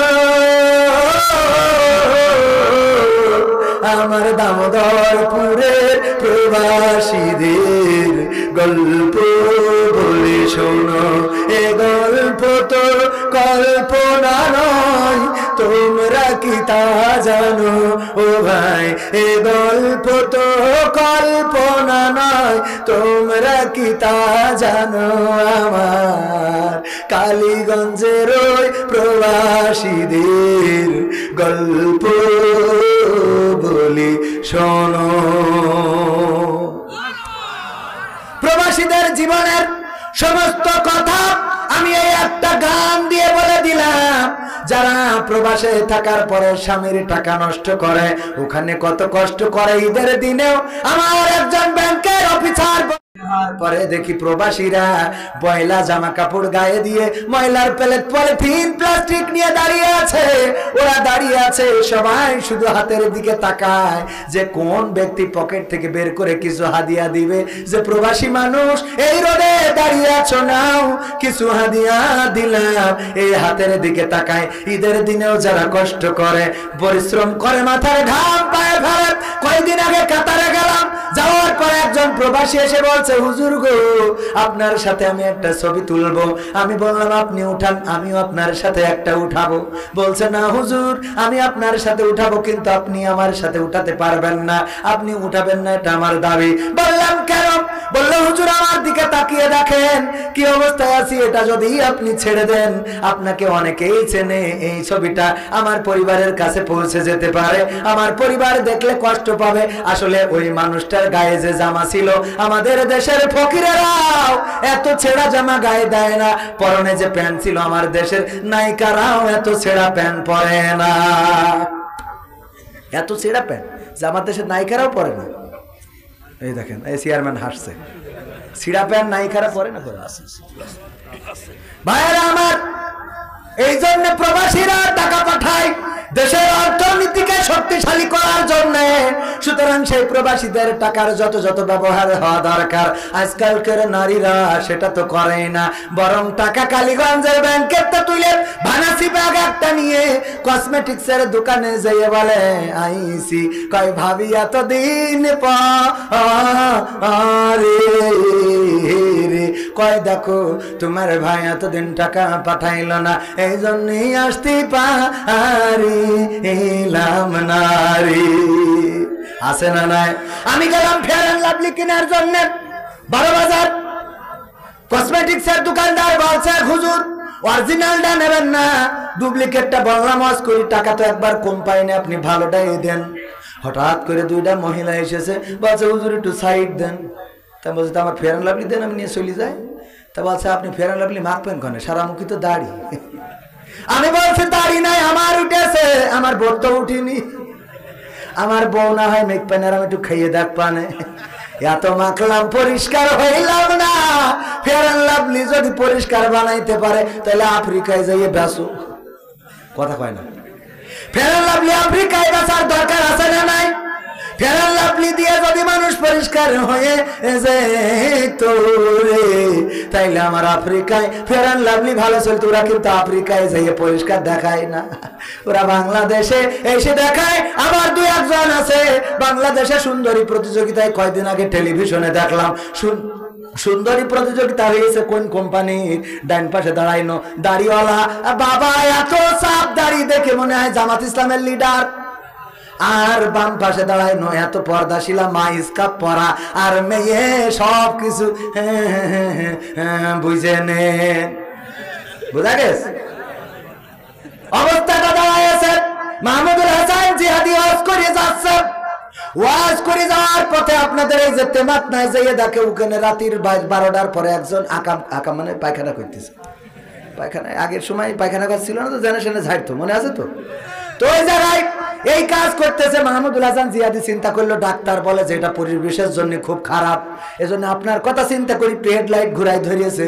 যে দেখিও যেন লজ্জা পেয়ে আর কোনোদিন এই কাজ না করে ওই এত লজ্জা পেয়েছে যে লুঙ্গি তুলে মুখ ঢেকে বসে রয়েছে যে নিচের তো যাওয়াই হোক উপরের তো যেন কিছু না হয় বিষয়টা কি বোঝা গেছে ও আমার ভাইরা আজকের অবস্থা হলো ডান পাশে বাবা বড় লিডার জামাতের এত বড় দাড়ি আর বাঁ পাশে মা এত পর্দাশীলা, আর মেয়ে সব কিছু দেখায় সুন্দরী, প্রতিযোগিতায় ফার্স্ট হয়, আর ওই বাবা বলবা যাই রে। ঠিক না ভাই? ঠিক। পর্দা আজকে দেখবেন পথে চলার সময় দাদি ওর দিকে কে তাকাবে, মানে এখন বয়স যা হয়েছে চামড়া টামড়া ভাঁজ পড়ি, যুবক তাকায় না তো দূরের কথা, ও তো মানে বিষয়টা বুঝতে পারছেন না? এরকম আছে না নাই? এক বুড়ো বাসে উঠেছে, উঠে তো ওর বোর কোলের মধ্যে নিয়েছে, জড়াই ধরে বসে দিয়েছে, বুড়ো খুনখুনে দাঁত মাত পড়ে গেছে। তো পাশে ডাক্তার আবার যাচ্ছিল ওই বাসে, তো দেখে ইয়াং ফুলাপান আবার হাসাহাসি করতেছে, কারণ ওকে আবার একটু দেখো বুড়ো মানুষ তো একেবারে দাঁতনার ভার নিয়ে, হ্যাঁ। তা বলছে যে ওই হাসাহাসি করছে বলে ডাক্তার দেখছে, আমি একটু তাহলে মুরব্বীর বলি, বলছে চাচা আপনি কি বোঝেন না কিছু নাকি? এই বাসের সিটি বসে রয়েছেন, পাশে বউটা থুয়ে দেওয়া যাচ্ছে না? তা বলছে কেন মানে? তারপর তুমি বলে লেখাপড়া কিছু শেখো নি? তারপর শিখিনি মানে আমি ডাক্তার। তারপর তাহলে তুমি এরা মূর্খের মতো কথা কেন? তারপর বাসে মুখে কি লেখা দেখো দিন, যে নিজের মাল নিজের সাবধানে রাখুন। ওকে লেখা রেখেছে নিজের মাল নিজের সাবধানে রাখবে, ছাড়িয়ে দিই, তারপরে খুব সুখ হয় নাকি? বোঝা গেছে? এখন তাই নিজেরটা নিজের সাবধানে রাখার দরকার আছে না নাই? পাবনায় গেলাম মাহফিল করার জন্য, যুব কমিটি চাঁদপুর নামের একটা গ্রাম, সেই গ্রামের যুব কমিটি একজন চিঠি দিয়েছে, এক যুবক, হুজুর গো আমার খুব বিপদ যাচ্ছে, আমার প্রশ্নের উত্তর দেবেন কি? প্রশ্নে লিখেছে, হুজুর আমি একটা মেয়ের সাথে প্রেম করেছিলাম, তারে ভালোবেসেছিলাম, সে নামাজ পড়তো না, রোজা করতো না, সে পর্দা করতো না, কোরআন পড়তো না, হাদিস পড়তো না, ইসলামী বই পড়তো না, ইসলামের পথেই ছিল না। আমি তার সাথে প্রেম করে বুঝাই নামাজি বানাইছি, রোজাদার বানাইছি, তার পর্দাশীলা বানাইছি, কোরআন শিখাইছি, হাদিস শিখাইছি, এখন সে আমার সাথে প্রেম করতে চায় না। বলেন হুজুর ওর কত নম্বর গুনাহ হবে? প্রশ্নটা কঠিন প্রশ্ন, বোঝা গেছে তো? আমি বললাম খাল কেটে তো কুমির তুমি ডেকে নিয়ে আইসাও, কথা কয় না? খাল কেটে কুমির কেন তুমি ডেকে নিয়ে আইসাও? আমি বুঝাই দিই, ওগো আমার ভাইয়েরা, কোরআনে আছে আল্লাহ বলছেন ওয়া করনা ফি বুয়ুতিকুন্না ওয়ালা তাবাররাজনা তাবাররুজাল জাহিলিয়াতিল উলা। ওগো নারীরা তোমরা পর্দার মধ্যে থাকো, জাহিলি যুগের মেয়েদের মতো সেজেগুজে নিজেদেরকে প্রদর্শন করে বেড়ায়ও না। কথাটা কার? আল্লাহর। আবার আল্লাহ রাসূল উহুদের ময়দানে আহত হয়েছেন, চারিদিকে খবর ছড়িয়ে গিয়েছে আমার রাসূল শহীদ হয়েছেন, সবাই ছুটতেছে, রাসূল আর পৃথিবীর পরে বেঁচে নাই। এই খবর শুনে কন্যা ফাতেমা রাদিয়াল্লাহু তাআলা আনহা দৌড় দিয়েছেন, দৌড়াতে দৌড়াতে আল্লাহ রাসূলের কাছে যখন পৌঁছে গিয়েছেন, রাসূল হুঁশ ফিরে পেয়েছেন, পাশে দেখেন ফাতেমা রাদিয়াল্লাহু তাআলা আনহা বসা।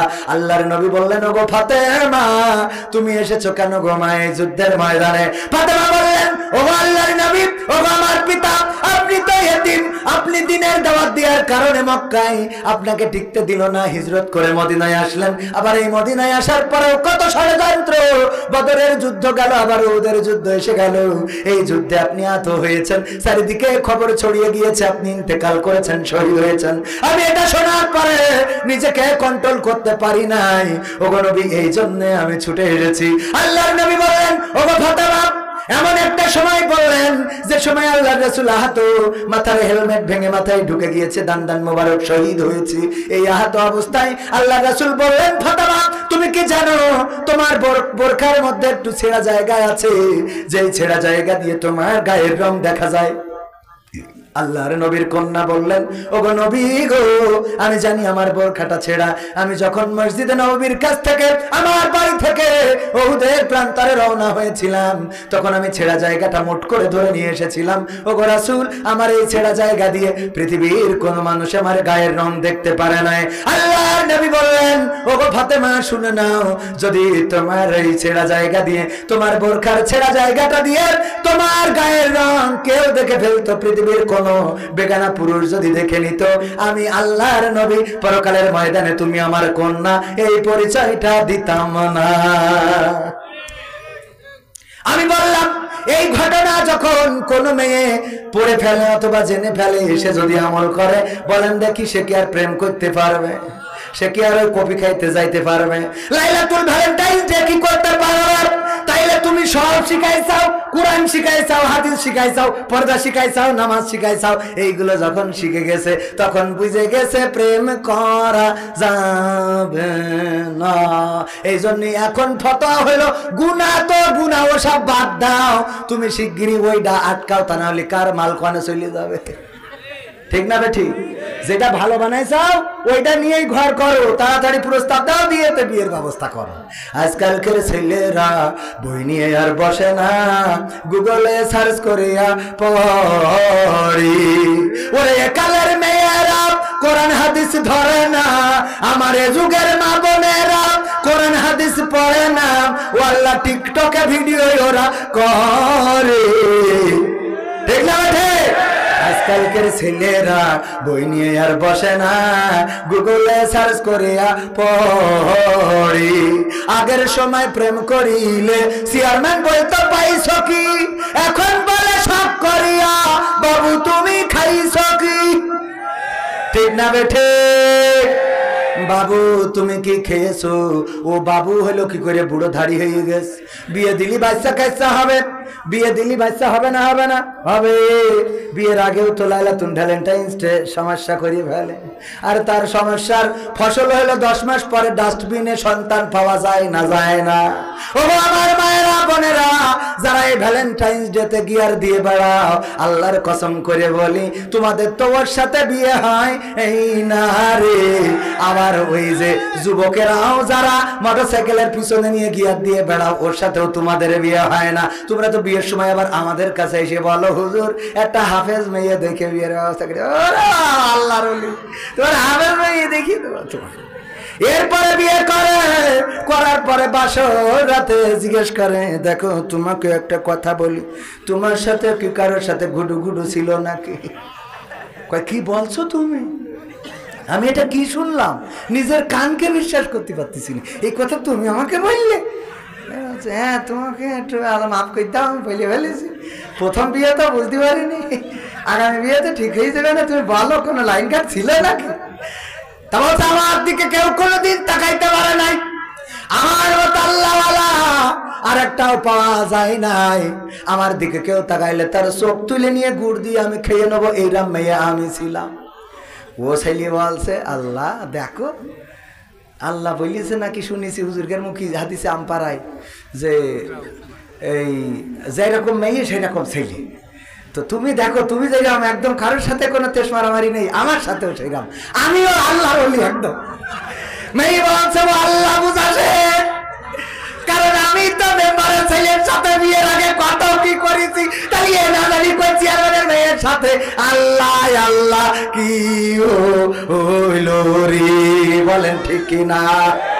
ও আমার ভাইরা, তুমি যদি ভালো চাও তাহলে অন্যের মেয়েকে ভালো রাখার দরকার আছে না নাই? তুমি যদি ভালো চাও অন্যের মেয়েকে ভালো রাখতে হবে। তুমি যেমন অন্যের মেয়ে নিয়ে পালসারের পিছন RM5 না কি উঠেছে, কি কি গাড়ি RM5 RM1 কি RM15 আরো কি কি আমি নামও জানি নে, গাড়ি বানাইছে এমন আদেলকে মার্কা যে ওতে উঠলেও ভাবি উঠুক আর বামে উঠুক ঘাড়ের পর পড়তে হবে। ঠিক না বেটি? এমন খুঁজে বেখাই দেয় না। আমি মানে আমার বউ অসুস্থ হলো, আমি কইছি খবরদার তুই মরি যাই, কিন্তু যেটা করে দেওয়ারের কইলাম গাড়িতে উঠিস নি। আরো রাস্তায় জানে জানে বিট, আরে বিটি বেরেক দেবে তুমি ঘাড়ের ভাতে উঠে যাই, বাবা আমার তো শেষ, কই যাই লাগে, কথা কয় না। হ্যাঁ এগুলো সব মিথ্যে বলছে। আমি বউর জন্য ভালোবাসা থাকতে হবে না? হবে না? বউ বাপের বাড়ি চলে গেলে গান শোনাবেন, আমার সোনার ময়না পাখি কোন বা দোষে বাপের বাড়ি গো, এই শীতি একলা কেমনে থাকি রে আমার কলজের ময়না পাখি। বউ বাপের বাড়ি থাকবে, এ গান শেষ হওয়ার আগে ও চলে আসবে, কয় মা চলে যাচ্ছি। মা কবে তুই রাগ করে আসলে চলে যাবে, তোমার যাওয়াই ভালো হয়ে গেছে। ঠিক না বা ঠিক? কিন্তু এরা গান এখানে শোনায় না, আবার এরা গান গায় কি গান? বউ আমার যেমন তেমন শালি আমার মনের মতন গো। এই গান শুনলে বউ থাকে? এই জন্যই তো বউয়া বলে স্বামী আমার যেমন তেমন দাঁড়ায় আমার মনের মতন রে। কারণ তুমি শালি নিয়ে ঘুরে বেড়াবা আর তোমার বউ দেওর নিয়ে গিয়ার মেরে বেড়াবে রে। চেয়ারম্যান সাহেব, কথা ভালো না লাগলেও সত্যি কথা ডাইরেক্ট বলবো। কথা সত্য না মিথ্যে? এই সত্য কথাগুলো বলার লোক নেই, আমি বলা ছাড়া উপায় নেই। কারণ অনেকেই বলে আমি নাট্যকার, আমি কৌতুক শিল্পী, আমি অভিনেতা, আমি যাই হই না কেন আমি নিজেকে একজন কোরআনের কর্মী মনে করি। কি মনে করি? কোরআনের কর্মী। কারণ আমার যুবকেরা ভুল পথে যাচ্ছে, ফ্রি ফায়ার, পাবজি, লাইলাতুল ভ্যালেন্টাইন্স, প্রেম প্রীতি, পরকিয়া, আরেকজনের বেড়া ভেঙে বেড়াচ্ছে। এটা নিয়ে আমি কথা বলবো না তো কিটা কথা বলবে? 18 বছরের আগে যদি বিয়ে করা হারাম হয় তাহলে প্রেম করা হালাল হয় কি করে? কোন দলিলি? কথা কয় না? কোন দলিল দিয়ে প্রেম করা হালাল?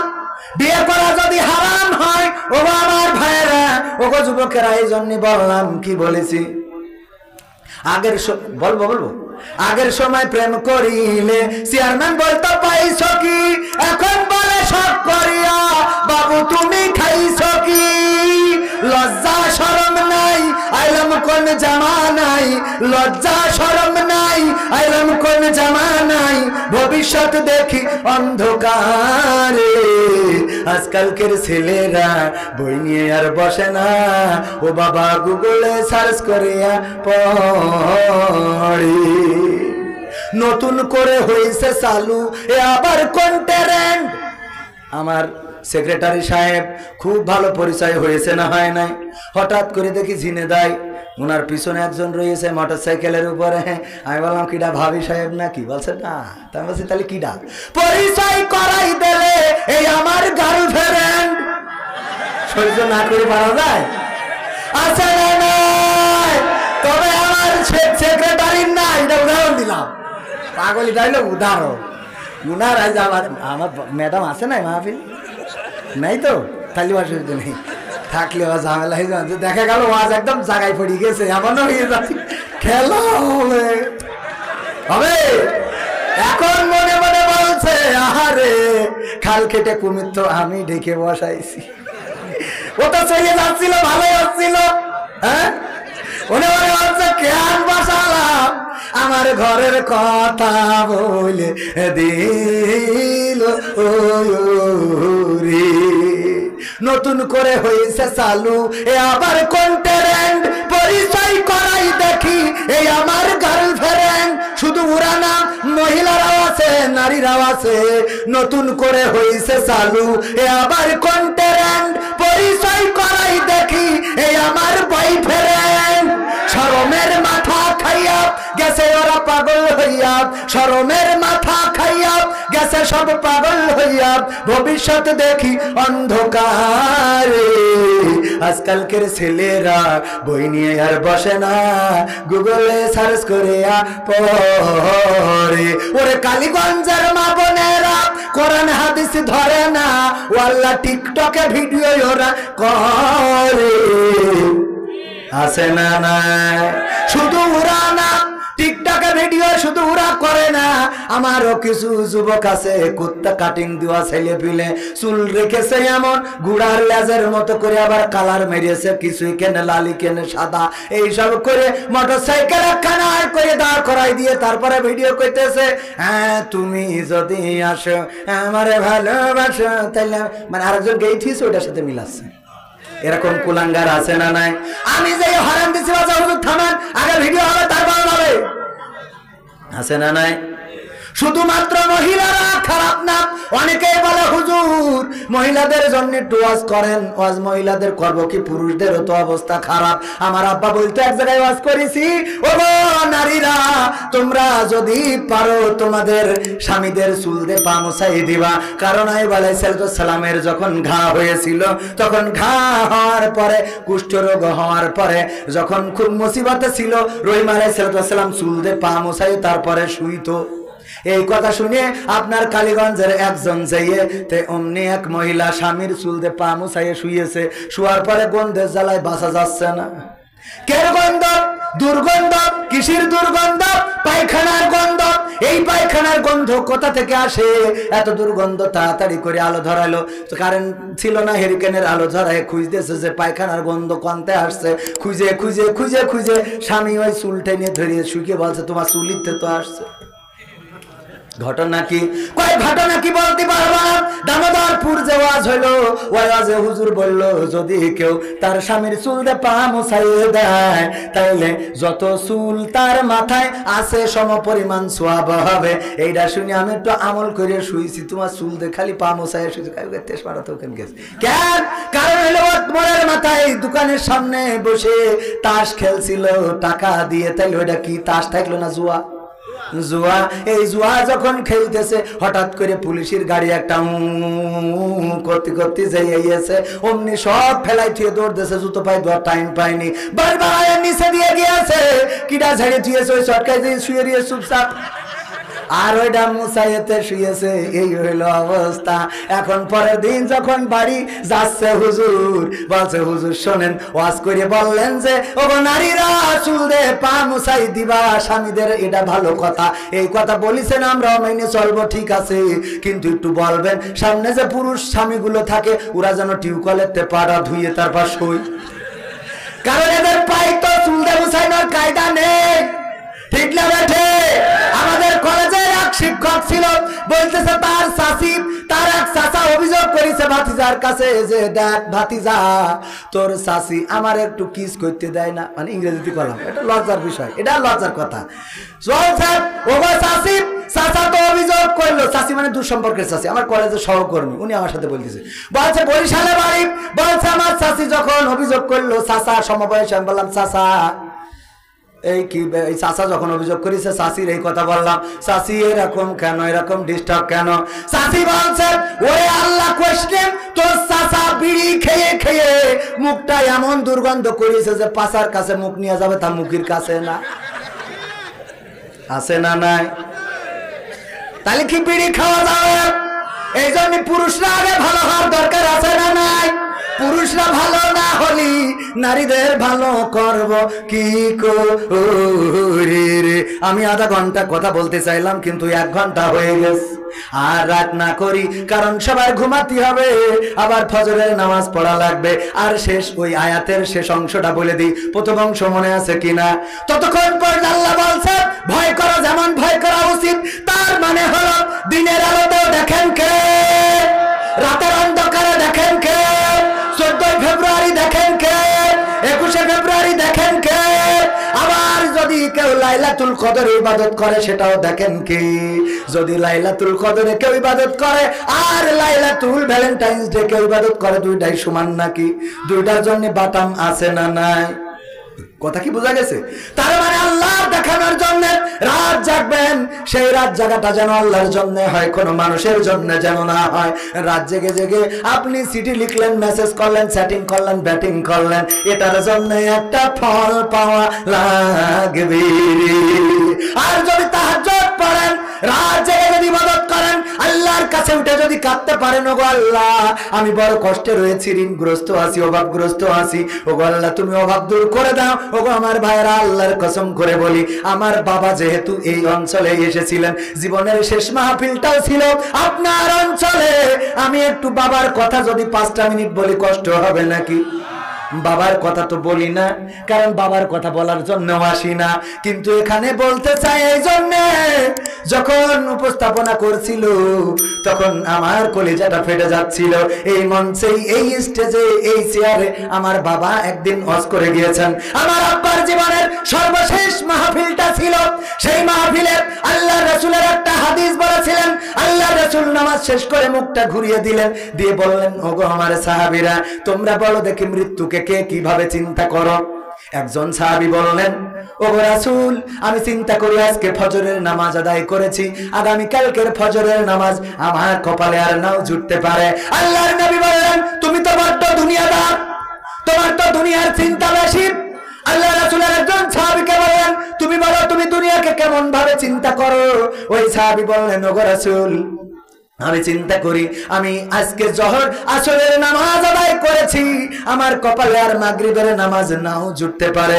আল্লাহ রাসূল বললেন, তুমিও তো দুনিয়াদার, তোমার দিয়েও হবে না। আরেকজন বলো দেখি, আরেকজন দাঁড়িয়ে বলল, রাসূল গো, আমি চিন্তা করি আজকে মাগরিবের নামাজ আদায় করলাম, ফরজ নামাজ আদায় করা হয়ে গেছে 3 রাকাত, আর 2 রাকাত যে সুন্নাত পড়ব এই সময়টাও আমি আর নাও পাইতে পারি। আল্লাহ রাসূল বললেন, তুমিও তাদের থেকে মোটেও আলাদা নও, আলাদা নও। ওগো আমার সাহাবীরা, তোমরা এমন চিন্তা কেন করো না? তোমরা ডান দিকে নামাজে সালাম ফিরিয়েছো, আল্লাহ যদি না চায় তাইলে বাম দিকে সালাম ফেরানোর সৌভাগ্য আর তোমার নাও হইতে পারে।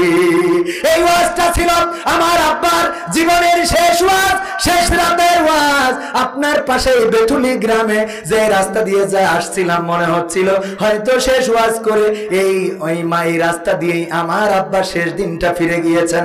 যখন কালীগঞ্জ দিয়ে যায় 12 বাজারের সামনে গেলেই ওই জায়গায় রাস্তাটার কথা মনে পড়ে যায়।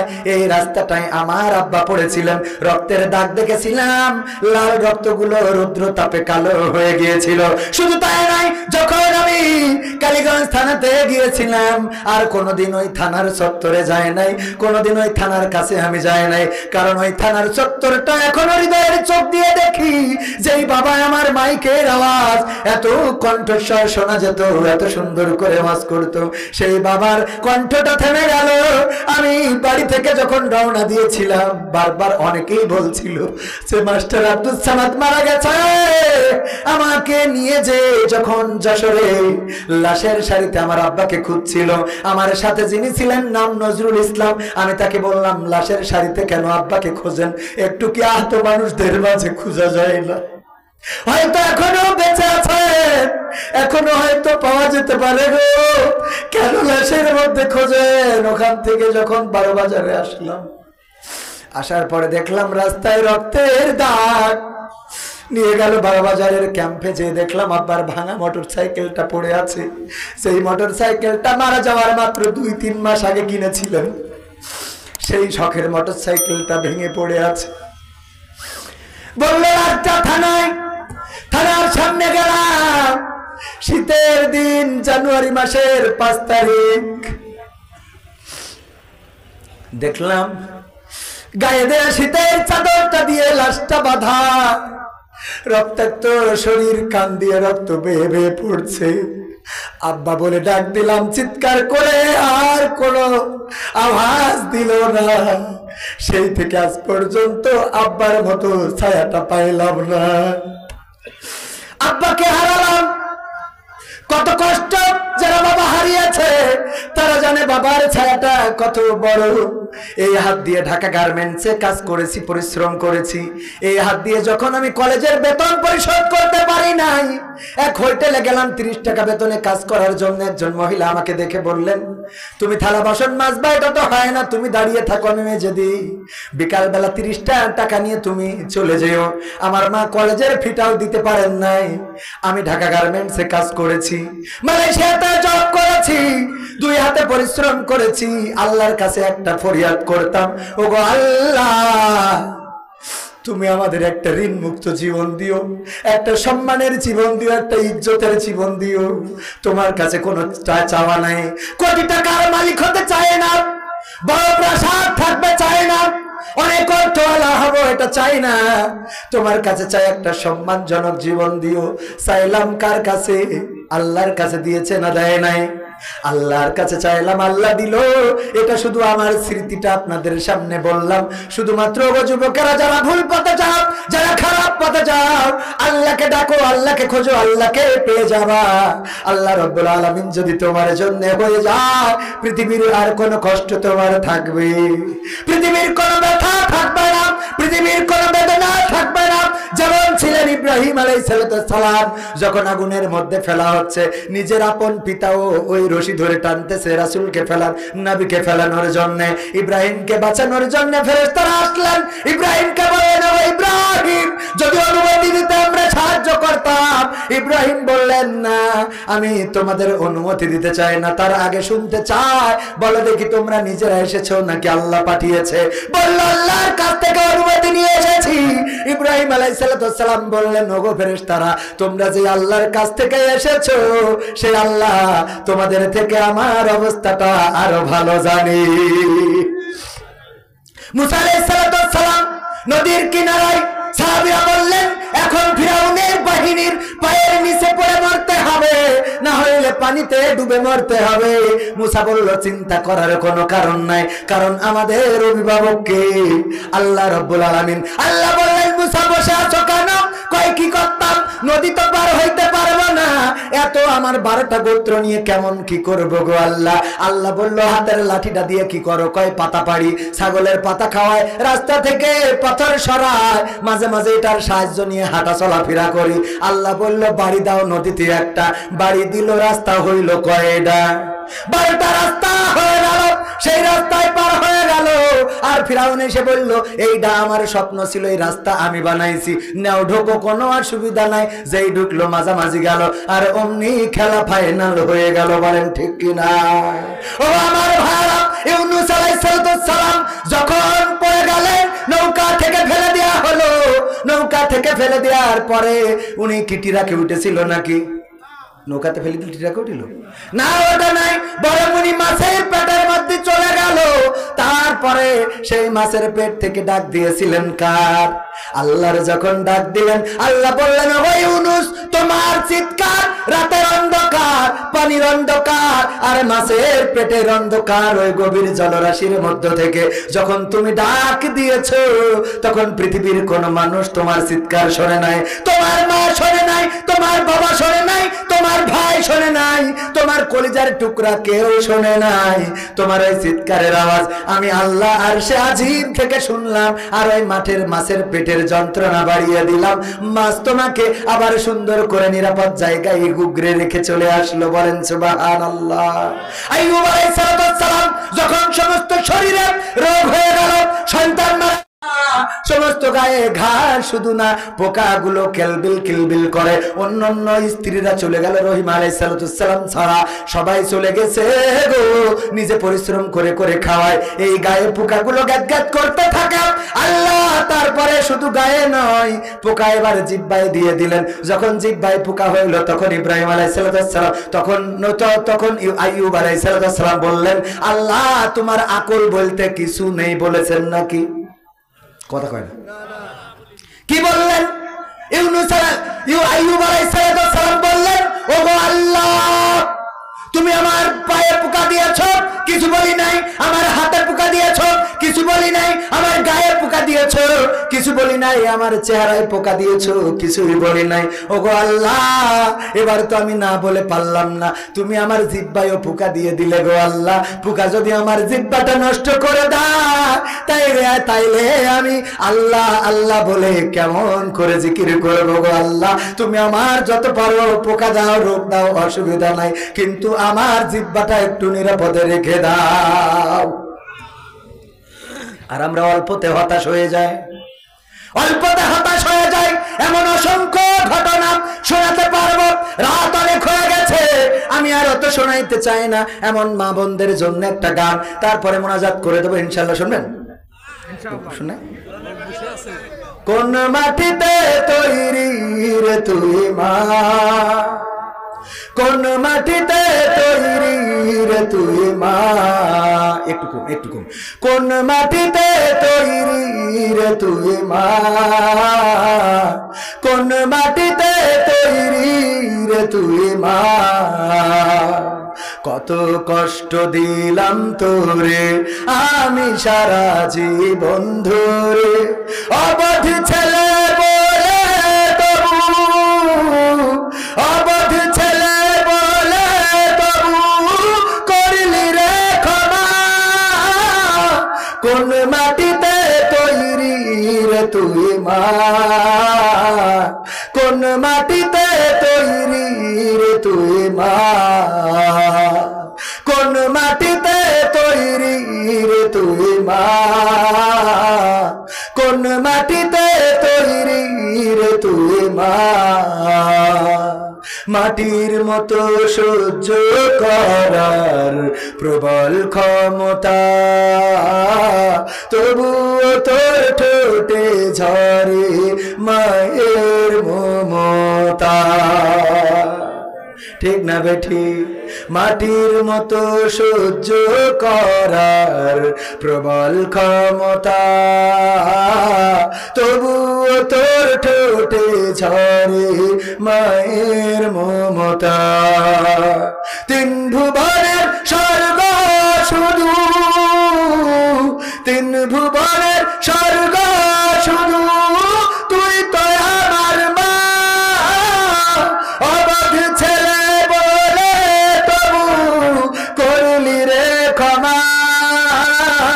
কোন মাটিতে তৈরি রে তুই মা, কোন মাটিতে তৈরি রে তুই মা,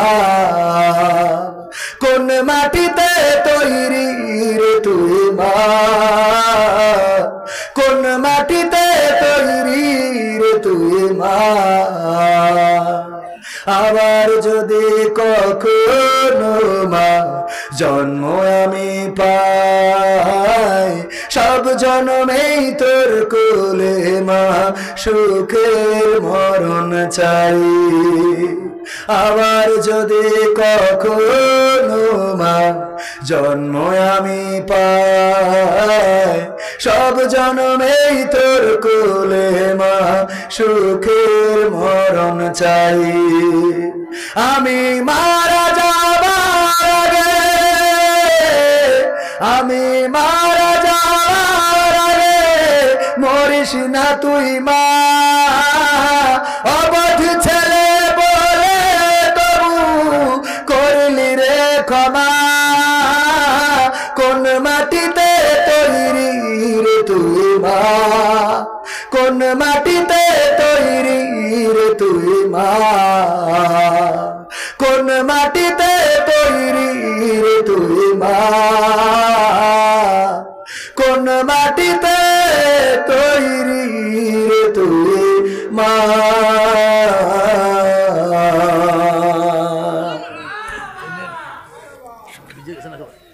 সবাই আর কোনো চাওয়া পাওয়া নেই, তো ঘুমাতে হবে। চেয়ারম্যানের চোখে ঘুম এসে গেছে অলরেডি।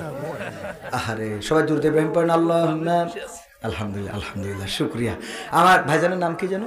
মনোয়ার হোসেন বাদশাহ। আল্লাহ রাব্বুল আলামিন ভাইকে কবুল করুন। মানুষ তো এরকমই হতে হবে যে কোরআনের মাহফিলের পক্ষে নেতৃত্ব দেবে, বলেন ঠিক কিনা? কোরআনের পক্ষে কথা বলবে, ইসলামের পক্ষে কথা বলবে।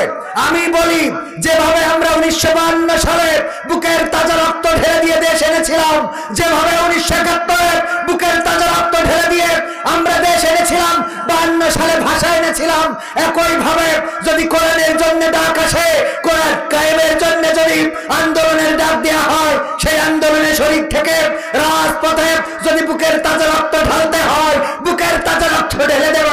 রক্তের সাথে সাঁতার কেটে কেটে একটি রক্তাক্ত বিপ্লবী কালেমার পতাকা বাংলার জমিনে উড়াবই উড়াবো। কারা কারা রাজি দেখতে চায়?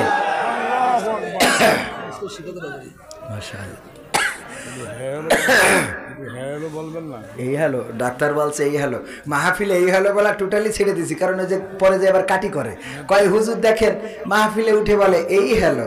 আমি দেখেন এতক্ষণ কথা বলেছি এই হ্যালো বলা লেগেছে। এই হ্যালো বললে আমার যুবকদের জন্য, ওদের ভুল পথ থেকে ভালোর পথে ফিরে। তুমি পাকামো করবো, আমি এই হ্যালো করবো না মানে তোমার লাগে কেন? তোমার কেন জলে রে বন্ধু, তোমার কেন জলে? আমি এই হ্যালো বলি কলে, তোমার কেন জলে? ঠিক না বেঠে? এই জন্য তোমার যদি জলে বুঝে নিতে হবে তোমার ডিস্টার্ব আছে। তুমি ওই যে বিয়ে করার আগে তুমি গর্ভবতীর ঘোষণা দিবা, আর আমি পরিমণির কাছে ফোন দেবো না, পাকাবো পাইছেন? ঠিক না বে ঠিক? বিয়ের আগে বাচ্চা হবে কেন? বাচ্চা তো বিয়ের পরে হতে হবে, ঠিক আছে না শোনা?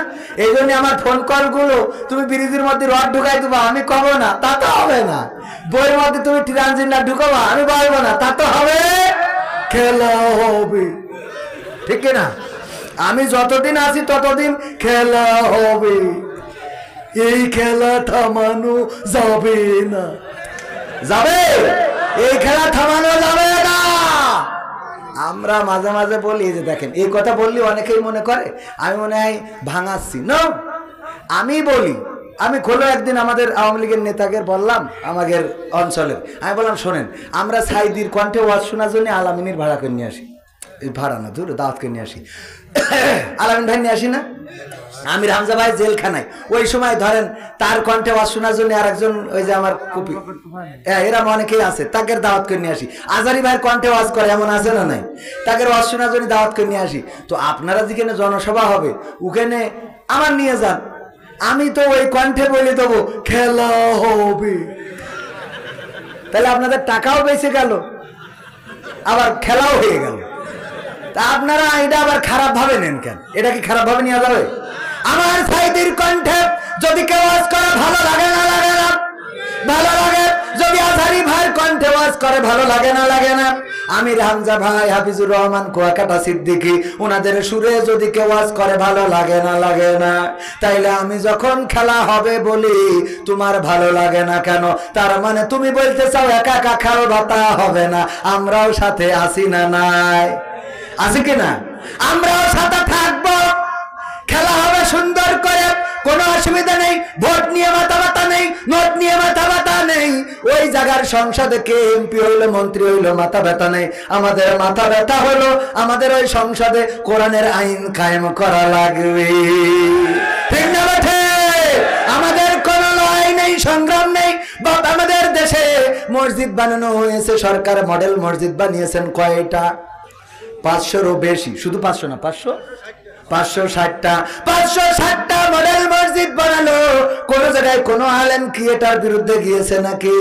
না যায় নাই। মডেল মসজিদে ইমাম নিয়োগ দিয়েছে, বিরুদ্ধে যায় নাই। কিন্তু আমরা বিরুদ্ধে যাই তখন যখন আবার ইমাম হক কথা বলার কারণে তার চাকরি থাকে না।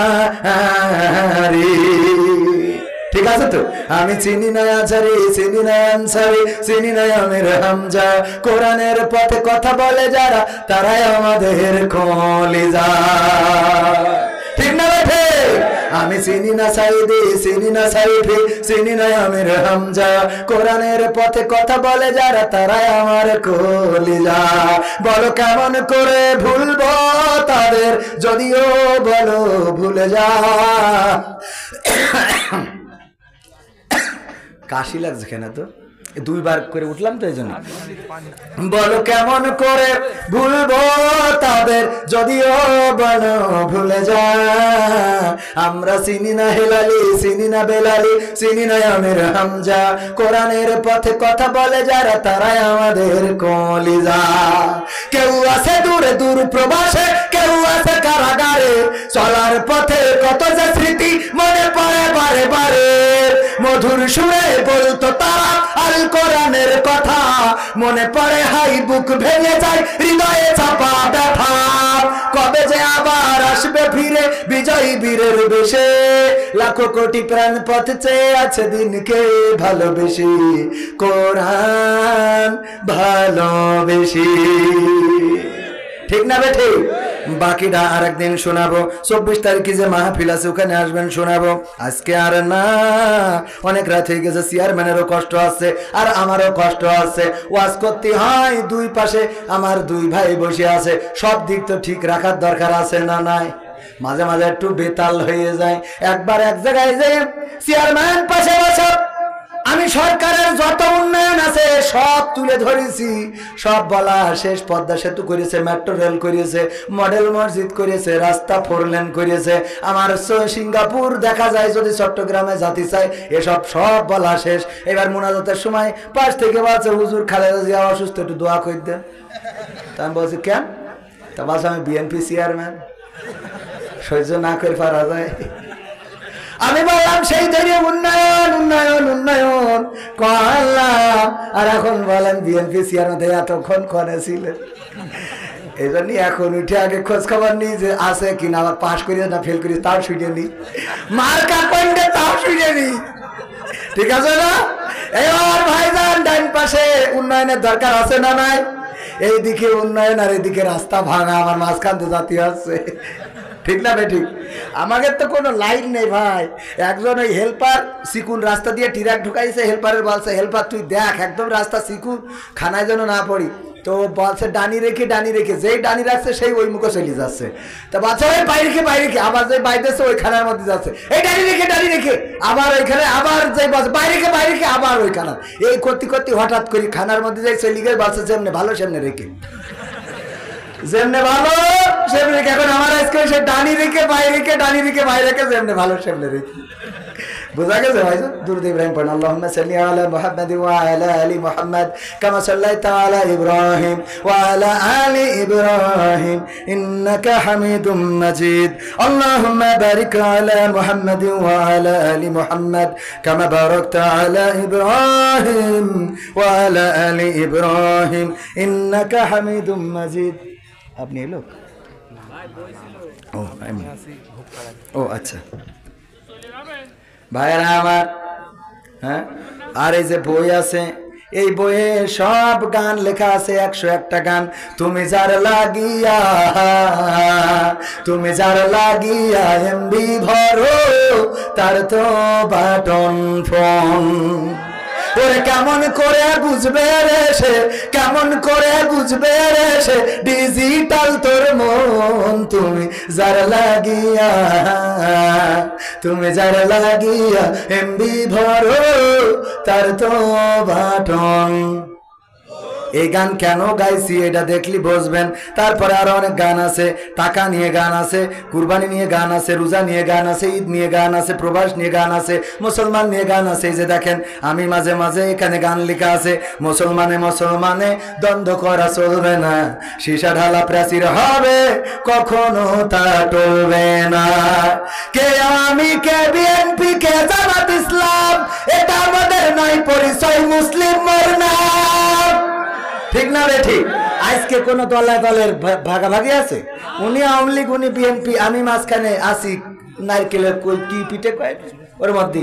তো যাই হোক, এইভাবে অনেকগুলো গান সব শোনাবো, কখন রাতে অনেক হয়ে গেছে, আগামী দিন এসে শোনাবানে। 24 তারিখে আসে বাকি যেগুলো আছে এগুলো বই এখানে ক্যামেরাম্যানের কাছে আছে, আপনারা নেবেন 100 টাকা করে দাম, খুব বেশি নেই। এই মাহফিল শেষ হওয়ার আগে বই শেষ হয়ে যাবে না, কিন্তু আপনারা শিখতে পারলে বলে লাভ আছে। হ্যাঁ, কোনটা?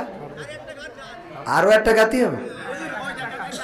ওরে বাবা রে, শিক্ষক মানুষ বলছে বাবা রে, রাত অনেক চেয়ারম্যানের চোখে ঘুম এসে গেছে, এখন সকালবেলা উঠতে হবে। হ্যাঁ,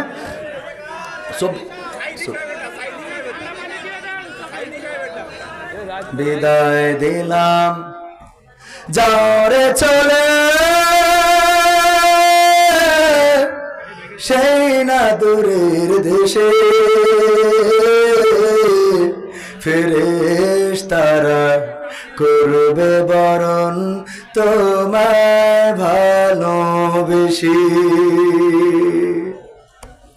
টেকনাফ থেকে তেতুলিয়া, রূপসা থেকে পাথুরিয়া, একটি নামে সবাই যাকে চেনে, 1-2 জন নয়, 1.5 শতাধিক মানুষ জীবন দিল শুধু জারি প্রেমে। সেই মানুষের মুক্তি চেয়ে যেতাম আমি গান গে, সেই মানুষের মুক্তি চেয়ে যেতাম আমি গান গে, সেই মানুষটি নাই দুনিয়ায় নাই।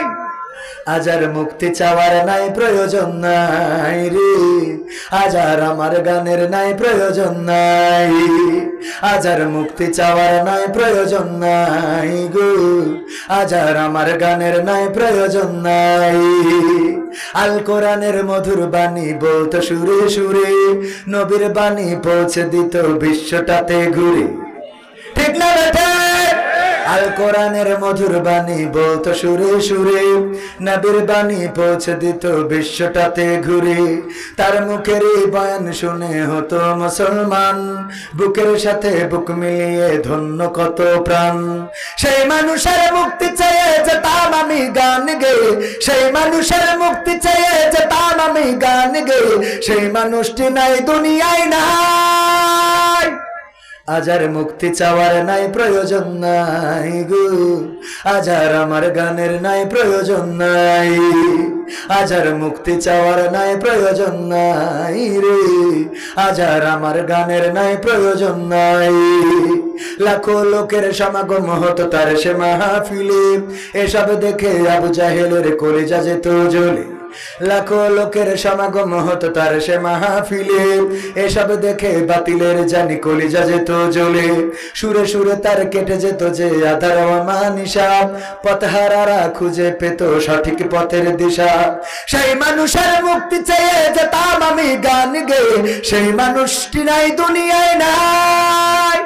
আজ আর মুক্তি চাওয়ার নাই প্রয়োজন নাই গো, আজ আর আমার গানের নাই প্রয়োজন নাই, আজ আর মুক্তি চাওয়ার নাই প্রয়োজন নাই রে, আজ আর আমার গানের নাই প্রয়োজন নাই।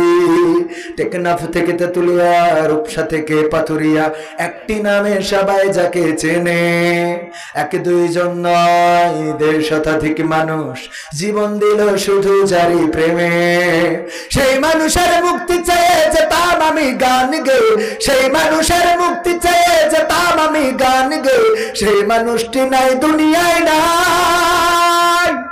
আজ আর মুক্তি চাওয়ার নাই প্রয়োজন নাই গো, আজ আর আমার গানের নাই প্রয়োজন নাই, আজ আর মুক্তি চাওয়ার নাই প্রয়োজন নাই রে, আজ আর আমার গানের নাই প্রয়োজন নাই।